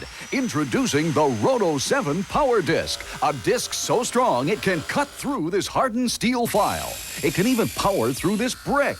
Roto 7 zips through copper pipe in no time and even cuts through masonry with ease. The tempered carbide disc cuts right through this iron chain and shears off any nail in its path. Roto 7 not only breezes through ceramic tiles, but even makes rounded corners quickly and easily. And look, put the power disc on your circular saw and you can cut smoothly through Formica. Roto 7 won't ever bind or kick back, and it won't chip your work. It always leaves a clean, smooth edge. Cutting PVC with a hacksaw can take forever, but the power disc zips right through it in seconds. Yet cutting is just the beginning. Your Roto 7 will sharpen your hand tools, sharpen your garden tools, and even sharpen your lawnmower blade. Install it on a bench grinder and you can grind just about anything. All your work comes out clean and burr-free.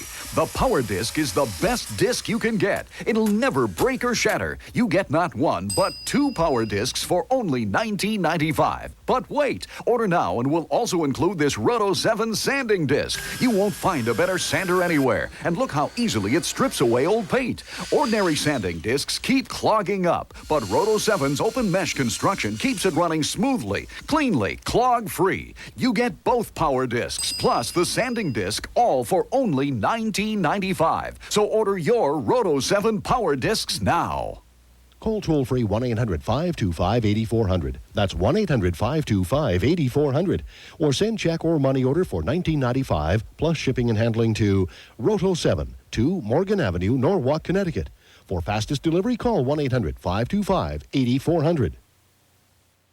Back at Darlington, Cale Yarborough pits. No definitive answer yet as to what might be the problem, but it does not look like a blown engine. Well, if it was a blown engine, he couldn't have come in under his own power. But remember, at the Winston 500, the problem that befell our current leader, Bill Elliott, an oil fitting came loose and cracked, and they had to replace it. Maybe, and I repeat, maybe, that might have been exactly what happened to Cale Yarborough. Earnhardt remains surprisingly on the lead lap. He's made a couple of pit stops underneath this yellow flag, so Yarborough and Earnhardt are still very much in it. Boy, it's like everything is falling out of the sky and landing on all the competition, but nothing so far has fallen on top of Bill Elliott. He's been just picking his way through traffic, having some fine drives, no question about that. And look, 327 laps in the record books, and he's out front. Repeating once again, 3 cars remain on the lead lap. Here are the cars 1 lap down in order. Bodine, Buddy Baker, and Ricky Rudd. Those comprise the 4th through the 6th position. There you see Earnhardt still emitting some smoke. Well, Cale Yarborough looks as if he must have solved his problem, because there's no more smoke emanating from the header pipes or from beneath the car, so that's good news. Now the question is, how do you gather it all back up, Larry, in hopes that you can go racing because you haven't lost a lap? 39 laps to go. We continue under the caution flag. Elliott has the lead. Remember, he's won 9 times already this year. He's going after win number 10. Now, from our in-car camera, you get an idea of just what the drivers are going through when something lets go. Going down into the corner. It's in the backstretch, working through the turn 3 area, waiting for that puff of white smoke. There it is, directly in front of Benny. See, he checks the mirror. He puts his hand up to let the competition know that there's a problem. Now, that's IFR racing if I've ever seen it. No visibility, 0 visibility, and Benny made the right move, not only looking for a spot for himself, but also letting his competition behind him know that there's a problem. And as you can see, if you're a veteran race driver, you do a lot of this by feel. Experience tells you what to do. He had in his mind confidence that Cale would not lose control and hold his line, and he figured that he could drive around that smoke, and that's exactly what happened. That's what makes you a former Winston Cup Grand National champion, Larry. You know, he won it back there, I believe, in 1972, and, you know, Benny Parsons has got a lot of poise for a race driver as well as a broadcaster. Jerry Punch is with Harry Ranier. Let's go down to him right now. We're standing with Harry Ranier, the car owner for Cale Yarborough. Harry, what was the smoke for? Well, he just blew a power steering hose, and they had to plug the thing off. So virtually Cale's driving, you know, against the pump right now, and I don't know whether he can drive the car to be competitive or not. But the car itself is running okay, just without power steering. The car's running fine. It's just that he doesn't have any power steering. Well, Cale's the kind of little fullback that can just manhandle that car. Hopefully he'll be able to. We'll know soon. Well, that's Harry Ranier. Looking for green flag this time around. Bill Elliott is not at the front of the pack. As a matter of fact, Yarborough is right behind him. We saw Dale Earnhardt win without power steering earlier this year. Can Cale Yarborough pull off the feat? Green flag. Elliott is the 4th car in line on the outside as they come down the front stretch, entering turn number 1. Now approaching turn number 2. More smoke from Cale Yarborough's car. Maybe that line is letting go again. Maybe it's more than just a power steering line. Well, they probably had to make hasty repairs to plug it up, and it might have come loose if they used duct tape and some baling wire. But you know what's so impressive about that, Larry, is, you know, when you turn the engine off on your car and the power steering goes out, it's so tough to turn the wheel. That's what he's going to have to do till the 367th lap. And we have seen how tough that can be here at this racetrack. Now, Elliott wants to get out of traffic. We have seen it's a very dangerous place to be in heavy traffic at Darlington. So Elliott, every lap for him is like the white flag lap. He is headed for the front. He's trying to get there as quickly as he can. Well, did you see him wave some of the competitors aside? He was trying to give a signal to Buddy Baker, hey, let me through. I'm the leader. Buddy obliged very nicely. And boy, watch the car through the corners, Larry. Just like the drop of the green flag, it's handling magnificently. When they go 2 abreast in front of him, his heart must be in his head, in his mouth. And Tim Richmond's hood is beginning to blow up. One of of the pins holding down the hood on Tim Richmond's car. The cotter pins has loosened up, and Richmond had some vision blocks as he came down the front stretch that time. And if he's not careful, he'll be wearing an overwalking blow. And that's a dangerous moment. Just flew right off. But boy, if he's had not bad luck today, he'd have no luck at all. He's had a litany of problems, hasn't he? That could bring about yet another caution flag, depending upon where that hood landed coming off the... Yeah, there it is. The yellow flag is out. And there's the remains of Tim Richmond's hood laying just between the groove and the infield apron. So a tough afternoon for Richmond and another respite for Bill Elliott. He hasn't had a chance yet to count that million. And a big sigh of relief because he now moves to the head of the line on the outside. Watch this replay now. The hood pin coming loose, and there goes. And watch how close it comes to Buddy Baker. Up and over Baker. It got about 25, 30 feet in the air. How'd you like to be traveling at about 150 miles an hour and see that coming up at you? I had a hubcap come at me at an interstate highway about a month ago. That was just a hubcap at 50 miles an hour, and that was frightening enough. One interesting point here, Jeff Bodine gets his lead back. Jeff Bodine in the Levi Garrett number 5 is now on the lead lap with Bill Elliott, and that car is shown to be running strong, perhaps stronger than Earnhardt and Yarborough, at least to this point. 333 laps. The sands in the hourglass are slowly but surely, a grain at a time, going from the top down to the bottom. I got to tell you, I know that they have been much more calm here at Darlington this week than Charlotte. They got to be thinking about it. Bill Elliott has got to have a feeling deep in the pit of his stomach. Yes, I'm trying to win this race, but I am that close to something that no other race driver has ever done in the history of this sport. A major, major payday. Let's go. To avoid salesmen, some people shop after car dealers are closed. Did you hear that? Or so they thought. That's my sale. Customers on the lot. Customers on the lot. At Dill's Lincoln Mercury, Grand Central Auto Mall Vienna, when you are ready for help, one of our friendly salespeople will put the fun back into shopping for a car. There are car dealers, and there's Dill's Lincoln Mercury, Grand Central Auto Mall Vienna, your good friend dealer. Erickson All Sports Facility is fast becoming a reality. You can help by contributing to 1 foot at a time. For every $10 you donate, $1 goes to the school of your choice and gives you a chance at $10,000. Another way you can help is through the $1 Million Club. When 1,000 individuals or businesses contribute $1,000, the community will be $1 million closer to a field of dreams. The Erickson All Sports Facility. Make your contribution today. Call 304-420-1740. ESPN Labs, ESPN Net Sports Zone. Updated nearly 1,000 times an hour, it always has something new to make you a better fan. ESPN Net Sports Zone. Technology for you. The 36th annual Southern 500. This all began back in 1950 when they constructed almost an oval around an old minnow pond, and they've been racing here ever since those days. The top 6, Elliott, Yarborough, and Earnhardt. 334 of 367 laps complete. Bodine on the lead lap, followed by Buddy Baker in 5th and Ricky Rudd in 6th. That duo is 1 lap down. If Bill Elliott has any butterflies, they'll quickly turn to bullets inside his stomach because he looks in his rearview mirror and there's Cale Yarborough and Jeff Bodine, both of them on the lead lap as we're getting ready to go back to green one more time. If any race driver could handle this type of very nervous, potentially situation, it would be the very cool, calm, and collected old Southern boy, Austin Bill, from Dawson. That's in Georgia.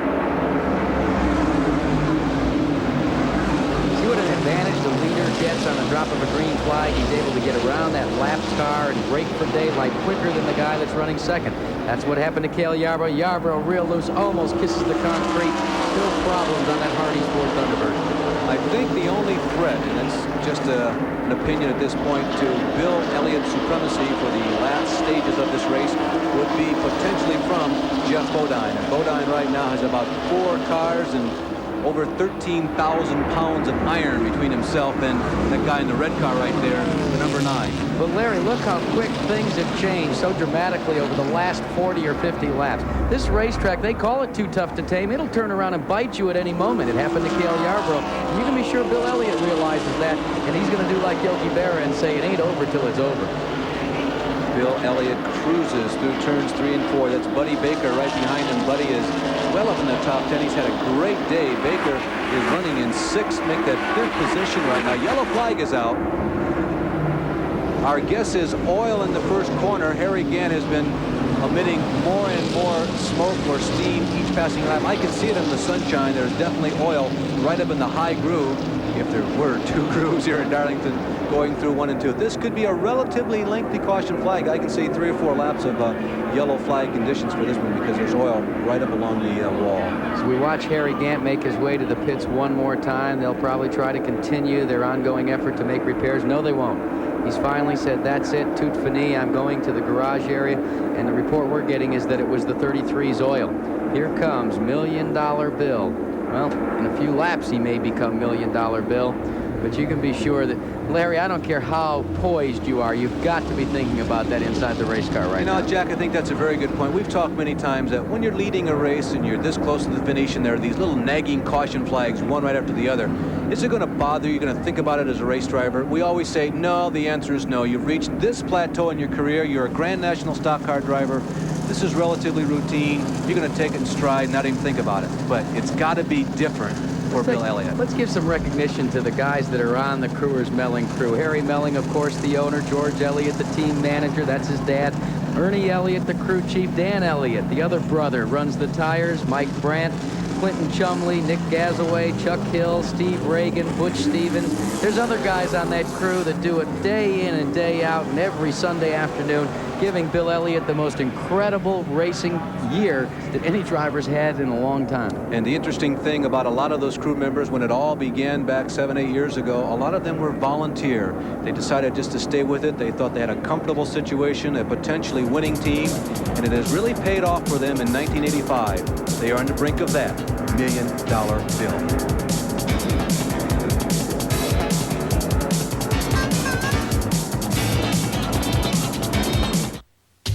They are America's dreamers, builders, leaders. They are the future of America's companies and communities. They are students, teachers, machinists, programmers. But we're more. We're more. 1 weekend a month, 2 weeks a year. We're the men and women of the U.S. Army Reserve. We're proud of what we do. And who we are. You can join us in the Army Reserve. As a full-time citizen serving part-time, you can train in one of almost 200 career fields, learn high-tech skills, and earn up to $25,100 toward a college degree while you're still in college. Serve part-time. Feel a pride that's full-time. Can you see yourself? This could be you. Call this number for more information. You'll receive a free brochure in the mail. There's no obligation. No matter where you are in your life, The Reserve can help you do better in life. Call now. Be all that you can be in the Army Reserve. How about it? Black Magic Professional Protectant contains no water. Black Magic cleans, shines, restores, and protects your car's leather, vinyl, and rubber parts better than any other product guaranteed. So quit getting soaked. Use Black Magic Professional Protectant for total protection. Now there's Black Magic for your car's paint. Introducing Black Magic Paint Protectant with Teflon. It shines and protects your car's finish from pollution and acid rain. So the only thing that sticks to your car is the shine. Black Magic Paint Protectant with Teflon. Prepare yourself for game time. The Cardinals of Louisville bring a potent passing attack to meet Kentucky and junior quarterback Billy Jack Haskins. Then Hawaii's Rainbow Warriors unveil a West Coast offense against Coach Henning's BC squad. Louisville, Kentucky, 6:30. BC, Hawaii, 9:30. Tomorrow, ESPN2. Is that the letter E on the roof of Bill Elliott's car? Does that stand for Hurricane Bill Elliott? Elliott, Yarborough, Bodine, the first 3 after 339 laps. They go by very slowly after all these yellow flags. 4th through 6th are the number 3 car of Dale Earnhardt, Buddy Baker in 5th, and Ron Bouchard is in 6th position, and Ricky Rudd is also right there in 7th on the same lap, 1 lap down with Bouchard. Larry, you can't help but get excited right now because you feel like you may have the opportunity to witness history. It's kind of reminiscent to me, and this isn't stretching the point at all, of the day we watched on television a man step on the moon for the first time. I said, boy, I was there, I saw it. And that's the feeling that we're beginning to sense here with this crowd of almost 80,000 people. They're really pushing for Bill Elliott to scorch this racetrack and gather in a $1 million bonus from R.J. Reynolds Tobacco Company and be able to say 20 or 30 years from now, yeah, I was there. I was there the day while Bill Elliott took home the million. You know, Jack, oftentimes broadcast journalists get criticized for maybe being just a little too flamboyant on the air. But should Bill Elliott win this race, I firmly believe this is a candidate for the biggest automobile racing story of the century. Look at the windshield, and the hood is gone on Tim Richmond's car. Now, how do you look out that thing? That's got more spider webs on it than an old barn. Green flag. 341 laps complete. 367 laps make up the Southern 500. 26 laps to go. Boy, it's almost like watching poetry in motion. Look at all the smoke from all the cars out there that are the walking wounded. Ron Bouchard slides up out of the view. There's smoke from him. Still smoke coming from Earnhardt's car, Yarborough's car. Boy, watch Yarborough. Let's see if he has the mettle to wrestle that car like a grizzly bear and go after Bill Elliott. He seems to be losing a little bit of an advantage going down in the corner, but well, I'll tell you what, Cale Yarborough is tough to do battle here at Darlington without benefit of power steering. Poetry in motion from our highly positioned cameras here above the 1 3/8 mile oval at the Darlington International Raceway. They're still knocking off laps well above 150 miles an hour, particularly the leader, Bill Elliott. And Yarborough is not making it easy. He's staying with Bill Elliott, and there is no chance to breathe for this young man from Georgia. Well, Bill Elliott seems to have everything well in hand at the present time, and there's a few drivers that are still out there in competition that have done yeoman's work today, and although they haven't been in the front of the hunt, it's good to see them back, namely Ken Reagan and Kenny Schrader. You know, Schrader has survived this Darlington battle, and he's a rookie in competition today. And Judy Dunleavy's car, there it is, the Ultra Seal Ford. Schrader of open cockpit fame, continuing to pursue the learning curve this year, and watch out for him next year. Once he's got a full year of competition under his belt, you'll hear him come knocking. Well, dirt track racing is very demanding, and Schrader, of course, a lot of experience on that. So as he stays out there on this tough racetrack, he cements his lead in the rookie standings as Eddie Birchwell dropped out a little earlier. So Schrader out there going to school today.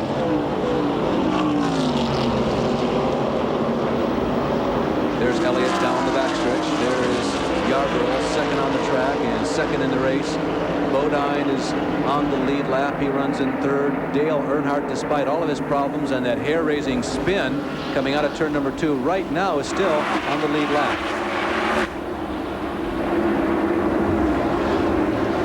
Richard Petty is among those drivers who have lasted today. Richard Petty has shown his mettle as he has stayed out there, never running with the lead pack. He stayed on the lead lap for quite a while today, the first 100 laps or so of this race. Then it began to catch up with him. He dropped back, but he's been able to stay out on the track. And for Richard, who has had all kinds of problems this year, that is somewhat of a minor victory. We watched Cale Yarborough in that up-close shot coming out of turn 2. You could see that he doesn't seem to be having too much difficulty wrestling with that race car, even though the power steering is out. But in a comparison to Bill Elliott, the way Elliott goes through the corners, Elliott's car is still much more stable than Harry Renier, J.T. Lundy's owned car, the Cale Yarborough pilots. Now, one key factor in Bill Elliott's success has been their ability to finish races. In 1983, he dropped out only 4 times in 30 events. In 84, twice in 30 races. He's had 2 DNFs in 1985, and none of them have been because of mechanical problems. Knocked out both times by an accident. It's so great to see Bill Elliott running up front the way he is, because there was not that many years ago, Larry, when that team almost folded.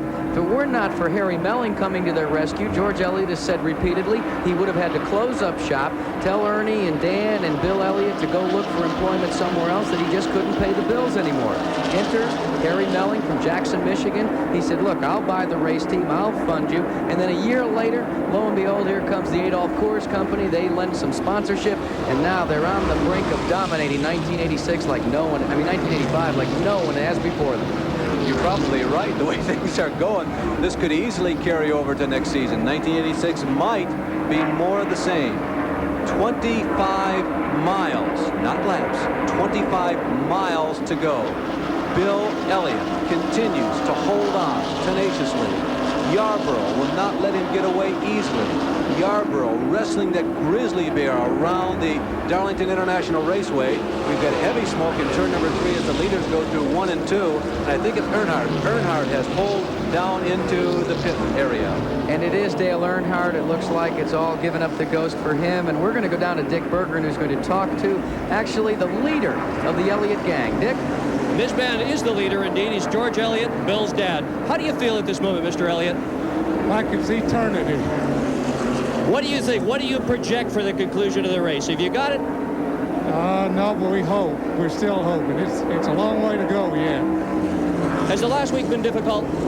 Not really. It's been, NASCAR has made every effort, and they have done a super job keeping the pressure off, and it's just been wonderful. And so is the team here, and right now, Jerry Punch is with Harry Gant. The one driver has certainly done a yeoman's job here today, Harry. It has to be disappointing to run so strong and then to come up short. Well, I'm tickled the car ran that good today. We've been struggling, for the last few races. The car ran super good today. I just over-revved it a little bit. I turned about 7,900 on that restart.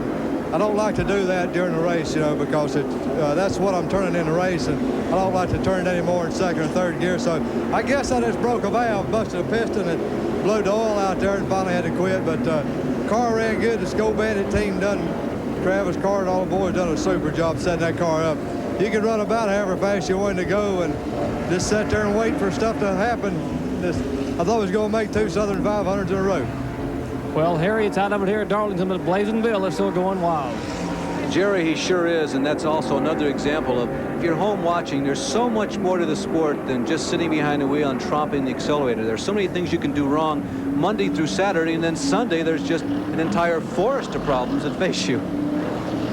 Gets a little mountainous sometimes, Larry. It seems like you can never get caught up, and things just, something that you may have done on Tuesday, Wednesday, or Thursday may turn around and bite you, as they say, on Sunday afternoon, too. So there's no rest for the weary. There really isn't, as we heard in that special conversation between Benny Parsons and Bill Elliott earlier.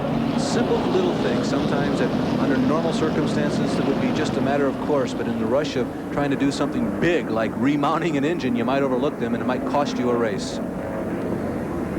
20 drivers in the history of Grand National Stock Car Racing have won $1 million in their career. Bill Elliott stands the chance to win one today. And there was Waddell Wilson. He's just looking down at the ground, hoping that Cale Yarborough has got enough to make the pass for the lead. What about it, Cale? Do you think even though you don't have the power steering that you can make a run on Bill Elliott? Well, apparently the taking both hands and both arms just as hard as I can. You've had a good chance to take a look at him, Cale. What do you think? Has Elliott shown all that he's got, or is he holding something back? I don't know, Jackie. It's taking all I can do to get my car through the turns with no power steering. It's just so hard to turn. It's taking both arms and both hands and both arms and my legs, too, to get this thing turned. So I'm just trying to hang on now. There's no way I can beat it. Another guy who turned in a Herculean effort today was Dale Earnhardt. Looks like you probably had them covered most of the day, partner, but it all came up a little bit short. Well, it's Wrangler Chevrolet and General Motors Parts Chevrolet was really doing the job today, and I felt like Harry Gant and myself had something for Bill, but, when you don't finish the race, you can't race anybody, and, we got up a little high on that rough-ass pavement they got down there in 1 and 2, and, it spun out, lost traction, spun around. The racetrack's not about 1 groove wide down there, just old Darlington. The car was smoking toward the last part of the race. What was smoking? Did you have any idea? Was it the rear end? I don't know what was smoking on it. I couldn't tell. It just do it in the corner. And like I say, the car worked good, though. And, Richard and the crew did a heck of a job on it. And, I reckon the driver made a mistake. With you and Harry out, can anyone handle Bill now out there? No, he's riding. That sums it up from Dale Earnhardt. Well, perhaps this will be the last time to give you a rundown on most of the cars that are still out on the racetrack. Heads up for your favorite driver. We've mentioned the first 3 as Elliott, Yarborough, and Bodine 4th, and all these cars are 1 lap down. Buddy Baker, Neil Bonnet in 5th, Ron Bouchard in 6th, Ricky Rudd is 7th. 2 laps down in 8th position, number 44, Terry Labonte, and 55, Benny Parsons. 3 laps down, Joe Rutman in 10th, Tim Richmond in 11th, Kyle Petty in 12th, Richard Petty in 13th. And 5 laps down in 14th position, Bobby Hillin Jr., and in 15th position, the number 90 car of the most outstanding rookie of 1985, Kenny Schrader. One more time, Larry, here we go. Let's see if Cale Yarborough can make a liar out of us again and maybe challenge Bill Elliott. He just stays glued right behind him as they come across the stripe and into 1. Now, under the circumstances, we are guessing that we may have a lot of first-time viewers, first-time fans of Grand National Stock Car Racing. And just to assure you, this is not the kind of sport where they get together and make decisions before the race starts. If there's any possibility at all of Cale Yarborough getting around Bill Elliott, even moving up alongside of him and using strong-arm tactics like we saw last week at Bristol, it'll happen. They are not giving any quarter to the guy in the red and white number 9. Listen, these race car drivers say the green means go and the checkered means stop, and no holds barred in between. And you can be sure that if Cale Yarborough can gather it in and make a challenge for the lead, he'll do it. But Elliott still continues to look like he's on a Sunday afternoon stroll. 367 laps will mark the final grain of sand as it drops from the top of the hourglass to the bottom. This time we are coming up on lap number 356, so just outside 10 laps to go. No words can describe what is beginning to unfold in front of you right now. Bill Elliott with a chance that no other racing driver in the history of this sport has even ever come close to. Repeating again, not only is there so much riding on this individual race, but he has won so often this year that he might accumulate $1 million in winnings outside of any bonus winnings. He could face the possibility of winning $2.5 million in one season behind the wheel of a race car. Let's take a look back inside of Benny Parsons' automobile. He's given us such a fine ride all afternoon. He's got to be fatigued, but he's still battling back there. And, you know, it's real good to see him back in competition. Unfortunate that he hasn't won the Southern 500 here this afternoon, but boy, he's taken us for a whale of a ride there. There you can see out the front. Now we'll go to the back and measure the competition, and there isn't much behind him. So Benny Parsons is just going to hold on for the last 11 laps. Good ride for Benny, our colleague. And believe me, it is one thing, and it can be described in 2 words: hard, capitalized, work. Benny Parsons, motors in 9th, that man right there in the red and white number 9, motors in 1st. You saw Yarborough is still there, holding on. Tenacious Cale Yarborough, carrying the colors of the Hardee's restaurant, the only restaurant that is active among the top 20, top 25 listed in point standings, sponsoring the Grand National Race Car. The beer companies, of course, have hit this sport in a very big way, but the Hardee's people carry the banner and the flag stand, really, for all the fast food restaurants in the country. Larry, you said it just a while ago. Words cannot in any way paint the picture that we're seeing on the screen. This is history in the making. Over $1 million up for grabs today. And we're going to take a look at Neil Bonnet and Buddy Baker in the meantime, because they're battling for a position. Bonnet has gotten by, and look down here at the start-finish line, a NASCAR official ran out, and Baker is slowing all of a sudden. After a great Sunday afternoon run, Baker has got some problems. Well, there was some minor debris. Buddy drops out of 4th position on the front stretch. Maybe that came from Buddy's car, but wow, what a disappointment for this veteran racer who was giving it one of his best rides of the 1985 season. It's been a real uphill grind for this driver and his crew chief, Boobie Harrington, in 1985, and they would have certainly liked to do well here. A 4th place finish for them would have been almost as good as a victory, because they've tried to turn this team around, and it's so sad that it's fallen short by just 6 laps. Some of the past winners of the Southern 500, we mentioned a few of them earlier. Fireball Roberts, Darrell Derringer won this great race back in the 1960s. Larry Frank surprised a lot of the veterans when he ended up winning this race. Ned Jarrett, one of our broadcasting colleagues, has also carried the checkered flag after a Southern 500. This is one race that Richard Petty has won only once. And as I'm saying that, drama begins to pick up just a bit. Yarborough is closing in on Bill Elliott, this time by 5 laps to go, and Yarborough is definitely moving in. You saw the open fist of Harold Kinder signifying the 5 to go. Yarborough digging deep down inside his gut, trying to gather it up and make one last charge on Bill Elliott. Elliott sensed it, however, Larry, and you can see he lengthened the margin as they worked that turn 1 and 2 area. As they head to 3, he has a comfortable margin with coming up on 4 laps to go to $1 million. 4 laps to go this time, and the crowd has already begun to cheer. We can hear them even above the roar of the engines here at this fabled old racetrack. A low roof on the front stretch grandstands, very traditional here. And when the crowd turns on, they can even drown out the sound of 20 or 25 racing engines on this racetrack. Darlington International Raceway, the site of so many historic occasions in the history of stock car racing. The NMPA Stock Car Racing Hall of Fame is housed here. And this afternoon, we may be on the brink of stepping into a brand new era. A $2 million winner. 3 laps to go for Bill Elliott. The 100-mile track record here was set back in '52. The 300-mile record in '64. The 400-mile record back in 1968. Cale Yarborough holds the track record for the Southern 500. Elliott may be tempting that record, but that's not important right now. It's what he has at stake in terms of winning. You must win 3 of the 4 crown jewels of stock car racing to earn the $1 million. Earnhardt is out of it. Bodine is out of it. Yarborough is still close, but Elliott has 2 laps to go and 1 victory to pick up 3 of those 4 crown jewel races. You know those butterflies that before felt like bullets? Well, you can be sure right now in the pit of Bill Elliott's stomach they feel like anvils, because he knows he's got only less than 2 laps to go to victory lane. Bill Elliott, the man from Georgia, the man that nobody saw coming 5-6 years ago. They begin to see some sparks 2 years ago, and last year you could see that the embers were there for a great, great NASCAR career. The white flag is coming up this time around. You can see the fans urging him on. Bill Elliott has just 1.366 miles to go. Elliott around turn number 1. There's Ernie Elliott, the man who makes all the decisions down in the pit area. Elliott is hot up turn number 2. He's down the backstretch.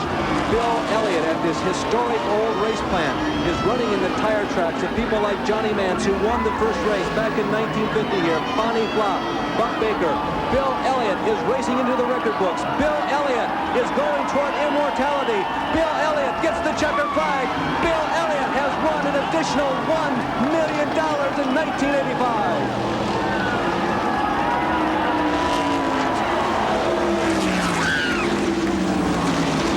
What a moment in auto racing history. Bill Elliott has won a bonus of $1 million. He's well on the road to winning additional $1 million in race winnings alone. If he wins the points championship, that's another $275,000. What a big moment. Dick Bergen is down in the pit area right now. Ernie, it was a wonderful moment. How do you feel? Well, the first thing I got to do is thank the Lord. I mean, we weren't the best car here today, but I tell you, he really looked out for us, and he's looked out for us all year long. You know, I can't say much else than that, other than, you know, I'd like to thank my sponsor, Coors, and, you know, our car owner, Harry Melling, and, you know, my wife and family that stuck behind me, you know, for so long. And, you know, it's just a dream come true. Okay, Ernie's on his way to victory lane to collect $1 million. And we can guarantee you that this will be a victory lane celebration like you have never seen before. This has never happened before, and it's only fitting that we have that type of celebration about it. A big, giant celebration celebrating Bill Elliott's victory, the 3rd in the 4 crown jewels of NASCAR stock car racing in 1985. There you can see Bill taking his time on buckling, savoring the win here in the 1985 Southern 500, the winner of the Winston Million, the largest single-day purse in automobile racing history. He came into this race guaranteed $100,000, and the last lap was worth $900,000. I think the crowd reaction right now, Larry, says it all. They are going bananas. There you see some of the 70,000, 80,000 strong that have gathered here at the Darlington International Raceway to join with you and to experience this moment. Hopefully many of you have this on VCRs back home, because this is the kind of moment that you're going to want to share with your entire family. There he is, Bill Elliott, savoring the spoils of victory, and a well-deserved victory it is. Getting into the car with Ned Jarrett. There'll be a special victory lap in the pace car. They'll go down to the pit lane and stop at Red Tyler's box, and there they'll be picking up Jerry Long from the R.J. Reynolds Tobacco Company, and Bill French Jr. is also scheduled to jump on board this special celebration going around the Darlington International Raceway.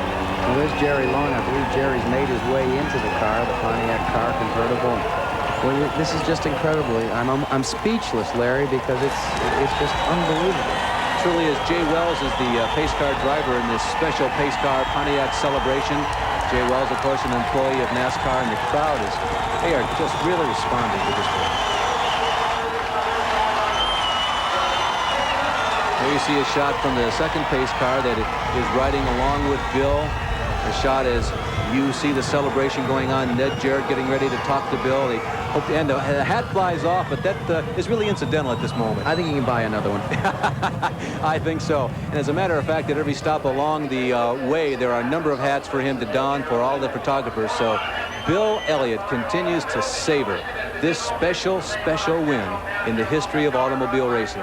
Elliott has picked up $1 million plus in 1985. Now with this win here at the Darlington International Raceway today in the 1985 Southern 500. Well, this celebration is sure to last much longer than the traditional victory lane celebrations, and we're going to give you an opportunity to listen to something that Bill put together over the winter. I got my start when I was just 17, driving a car on my daddy's race team. A 63 Fairlane got me my start, but the way the car ran, I might as well left it parked. Things got even worse. In 76, with a Torino Ford, it couldn't be fixed. But now things are different, the crowd's roar is heard when I pass the stands in my new Thunderbird. I'm Wild Bill Elliott, a crazy racing man. I'd like to live up to John Wayne if I can. I'm driving my best when I make them tires burn, and I still give her hell when I hit my last turn. The press thinks I'm country and name me Huck Finn, but if Elton John's country, that's the group I'm in. I fly my own plane, and when I'm in the clouds, think how that Winston Cup would make my family proud. I'm Wild Bill Elliott, great.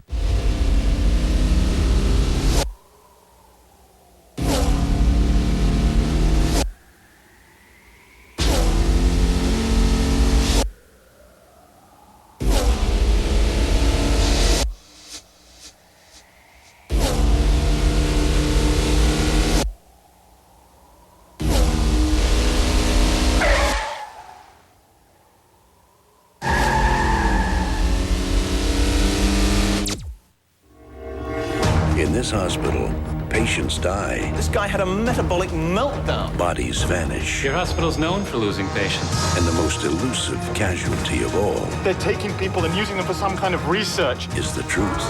I needed human subjects. You're killing people. Hugh Grant, Gene Hackman, Sarah Jessica Parker. If you could cure cancer by killing one person, wouldn't you have to do that? Extreme Measures, rated R.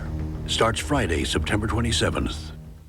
Summer's history, so what's on your mind? Football. That dream where I show up for school naked. My jersey number. Her phone number. Hoops. Her sister's phone number. So what's on your body? Hot stuff, cool stuff, Adidas stuff, like the Adidas Lightspeed shoe, tees, jackets, and shorts in special colors. Plus, catch the new Feet You Wear shoe.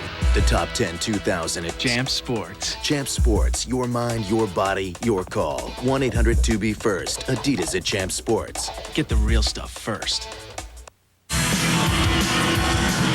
The Busch Series races are half the length, twice the competition. Very hard to make the field. A lot of side-by-side racing. 40 cars within 0.3 of a second. It's the most competitive racing there is. You see the fans going crazy in the stands and twirling hats and shirts. They're smart fans, too. They know what car you're in, what manufacturer you drive for. That's what we all work for, I tell you. I wouldn't want to be anywhere else in the world. The NASCAR Busch Series, great racing. This is the scene that everybody paid to see. They had all come in hopes that Bill Elliott would win this race, a demanding contest of man and machine and win the Winston League. And hear the crowd responding to Bill as he motors down the front stretch for the first time on a full pass past the main grandstand. Larry, you know, you can talk about the 4 victories of A.J. Foyt at the Indianapolis 500. You can talk about the incredible wind skiing and Formula One racing by Jackie Stewart, but they seem so paltry in comparison to this afternoon for a little towhead 29-year-old from tiny Dawsonville, Georgia, who is finally going to make his way to victory lane and receive the largest single-day payday in motorsports history.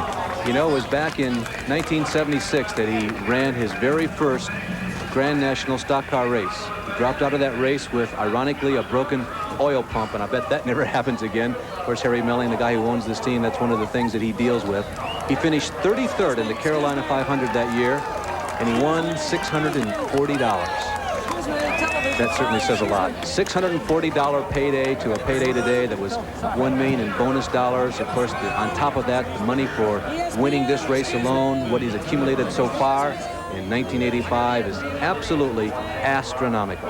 And the feat that he performed, you know, he cracked under the pressure, and he admitted it down there in the World 600 in Charlotte, and he totally turned it all around in his last chance here at Darlington. Bill Elliott is continuing to have a lot of fun down there in Victory Lane, and Dick Bergen is right there to join in. And this is the happiest victory lane, perhaps, of all time. Bill Elliott, the $1 Million Man, how does it feel? I don't know. I think it'll settle in sometimes next week. I can't believe it. What were you thinking on the last few laps when it came so close? I just said keep my cool and do what I always do, and it worked out. What are you going to do with all this money? I have no idea. I ain't going to worry about it. You're obviously a very happy man. No doubt about it. The entire audience is standing cheering for you, Bill. How does that make you feel? Very good. I'll tell you what, I drove my tail off all day long, and the car just wasn't right, and things just kept happening and worked out my way. There's a gentleman right over the shoulder of you. The man is Jerry Long. He's the chief executive officer and president of the R.J. Reynolds Tobacco Company, and he's got a pretty good-sized check that I think he'd like to present to you. Mr. Long? Carlson's on behalf cool of suit on today, Winston, that saved our life. we want to present the greatest driver that we've seen in a long time, and we couldn't be more happy to present Awesome Bill from Dawsonville, Georgia, $1 million, and he earned every penny of it. Where's the champagne bottle?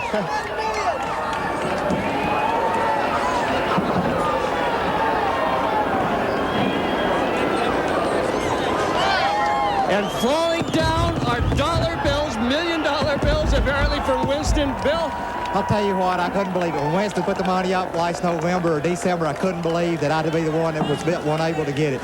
I'll tell you what, I can't believe it. We're just surrounded by it. This is absolute pandemonium here. The entire grandstand is still standing. Photographers are ready. The emotion of the moment is hard to describe. Mr. Long, your feelings?